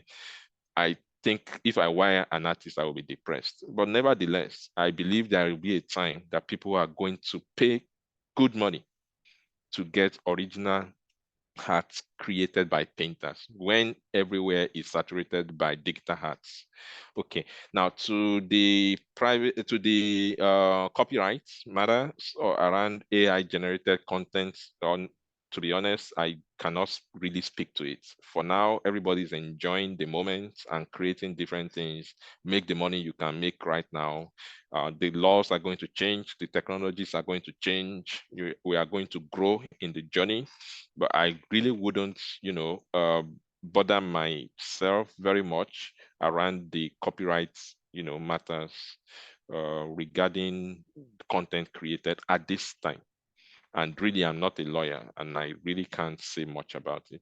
And that's an area that people are also investing in, AI legal and stuff like that. So beyond creating stuff, there are other professions springing up: the ethics, the laws, the copyrights, resources management, and all that. So I believe somebody on this call may pick interest. Maybe you're a lawyer, you may pick interest immediately and say, oh, on this conversation, somebody spoke about copyrights. How do we manage this and make you know, a decent career out of it? So, but for me, I just want to create, I just want to create stuff and enjoy the moment. I really can't speak to the copyright matters. Okay, thank you. You're welcome. Okay, Victor, you may continue with your question. Yeah, sorry about the interruption with the network. Yes, thank you very much. So yes, as I was saying earlier, I'm very much still passionate about programming, and I'll keep programming. I will not stop. So so I feel like my questions, that's I brings me now to two questions. Um, so now, does a software developer embracing artificial intelligence, does it make him or her a weaker software developer compared? Because I'm thinking, and I'm sure that is the actual conversation going on in the software development space currently, where the guys that are doing the hardcore engineering feel like you are a weaker person, you don't know how to code, that kind of thing. And when it comes to this thing, I understand most of everything. I mean, in software development is reusable in the sense like programming embraces usability as much as possible. But I think there are still some points where deep down in the core of software development and even the AI processing and everything still runs on some code that was written by somebody somewhere. And if we are to continuously abstract further away from programming, I feel like eventually you will not be able, by the time it comes to like, okay, fixing issues, blah, blah, blah, in some points that will require the expertise of somebody that is a hardcore engineer, you might be at a disadvantage in that point. So Okay. as I don't, that make me a weaker person embracing software development. And how did you go about like embracing or wiring your psychology to accept it? Okay. Thank you very much. Thank you. Let me start from the answer back to the question. The answer is what may be right in front of you, which it's not only software developers that are being threatened by AI, even consultants. The kind of conversation going on in the consulting world to say, would we have work to do when people can consult AI for anything? And there are several businesses that are built on top advisory business. Now, imagine if people don't need them anymore, but that's not going to happen. There would always be subject matter expertise, people who have a deeper understanding of how things work or how a particular subject work. What is going to happen is that those people would even become trainers for AI. They will become advisors for AI. They will sell their products as AI, so that it's just like a teacher, for example, and you can teach mathematics, but you are limited by space. You can only teach 500 students in your lecture hall. But then their advancement came and you are able to record your voice and put it online and people stream it, but it still doesn't feel like you teaching them because they are only watching what you have recorded. But now you have AI that can actually teach and can teach unlimited number of people. But you can still teach the AI your style. You can still give the AI more knowledge. You can still do a whole lot of stuff in that delivery. And all you are doing now is sending AI on a journey. And you're asking it to go do stuff for you. Yes, you are not the one, delivering anymore, but you are the one who programmed the AI to do what it's doing. You are the one who put the knowledge in it. You put the style in it. You see, when I was creating the apps, there is a place for contextual guideline. That is what is going to make an app that I created different from an app that you created, because I'm going to put in my own style into it, and it's going to behave the way I have designed it to behave, even if it's doing the same thing. Davido and Burna Boy are both singing, but some people prefer Davido, some people prefer Burna Boy. And it's simply because they put their elements in the music. And that's what we are going to have going forward. So as a software developer, you may be using AI. AI may be helping you to write the code, but the product is still going to inherently be you. And that's where creativity will come in. I started using GitHub Copilot recently. Let me actually demonstrate something. Let me hope I can find it. I should be able to find it, which I find I was wowed when I saw this. Let's say this guy.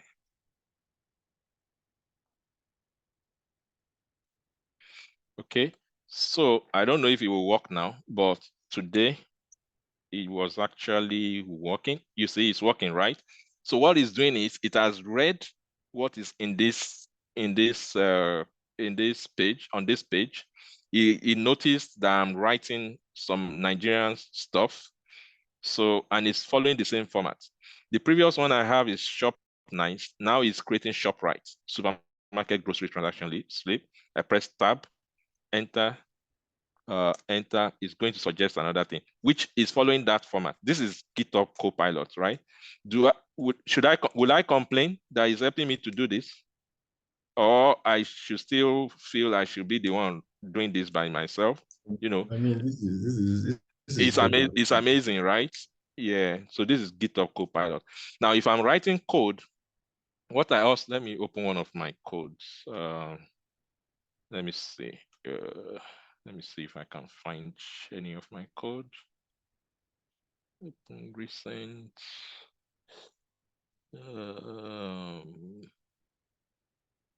This is something here. Don't save.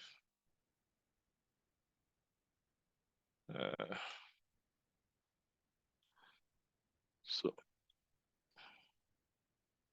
okay. What I shall want to say, actually on this call, you are probably the only one that would understand.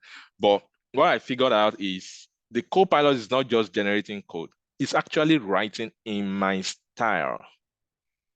And I find that incredibly, fascinating. So he has read my code and is writing the way I wrote. It's not writing the way Microsoft, programmers, write code. It's not changing my style to something else. It's actually writing the code in a way that, it figured that I write my programs.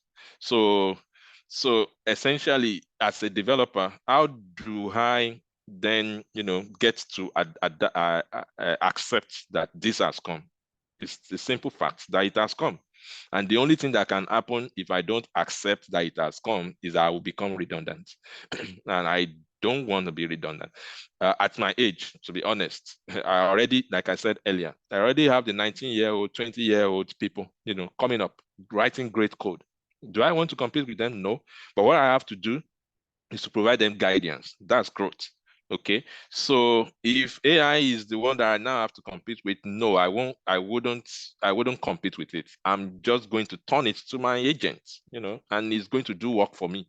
And I'm going to use it to achieve my goals. That's just it.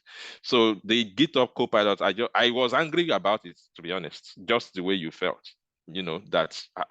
So what is now the purpose of many years that I've put in to get to this level if a co-pilot will be helping people to write? But while I used it, I see the value because it's just going to help me. It's going to help me to do my work faster. It's not going to change my brain. I'm still the one. And all I'm going to be doing as a developer going forward is thinking, imagining how best things can be done. And then I now have like 5,000 developers in GitHub Copilot that can help me do my work.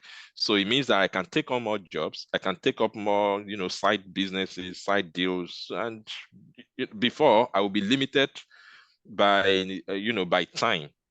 But now I can work faster because I have something who can write the way I write, who can program the way I program. And all I need to do is just, give it illustration of what I want, and then the code will come up. So I think So like your avatar. You say, like my avatar. I once watched a South African movie.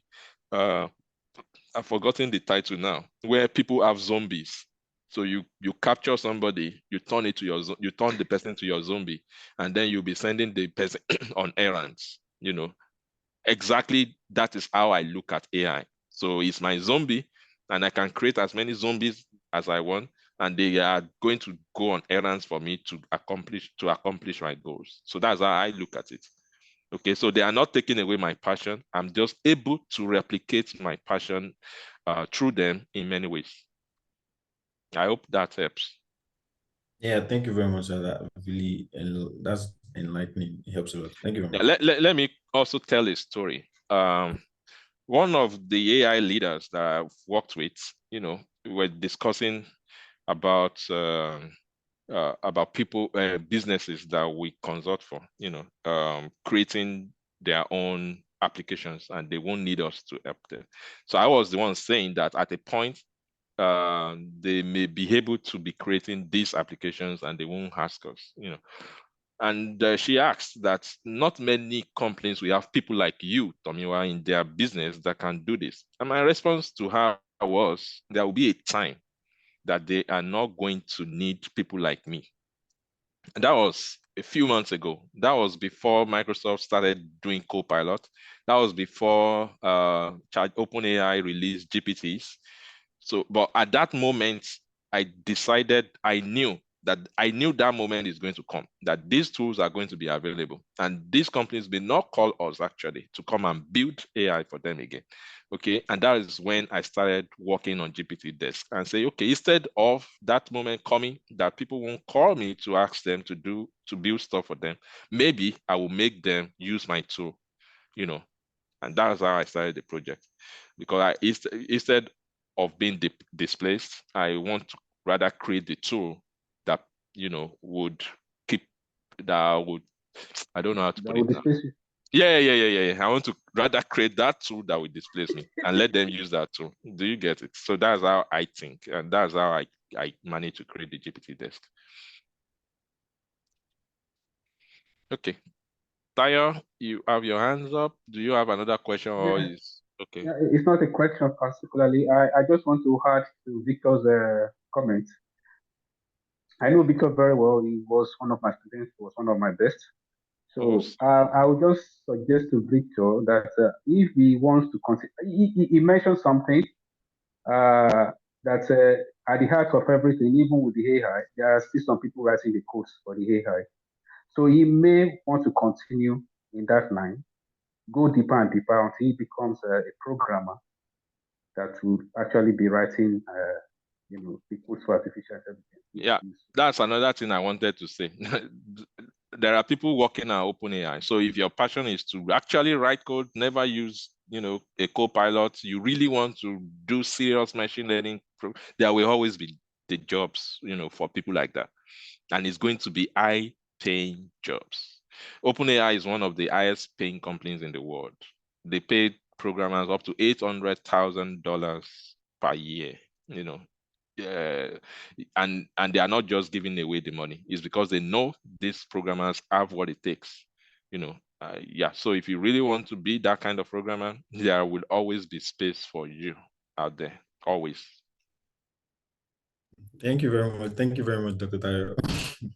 Yes, I also like to add that during the OpenAI saga, the CEO of Salesforce was actually trying to poach, lots of developers from OpenAI who were not ready to go to Microsoft. So there's going to be lots of demand. There's going to be lots of demand. Okay. I think we have exhausted all the questions. We have spent some good time in the absence. Let's see whether some questions are left in the chat. Okay, none that I can see.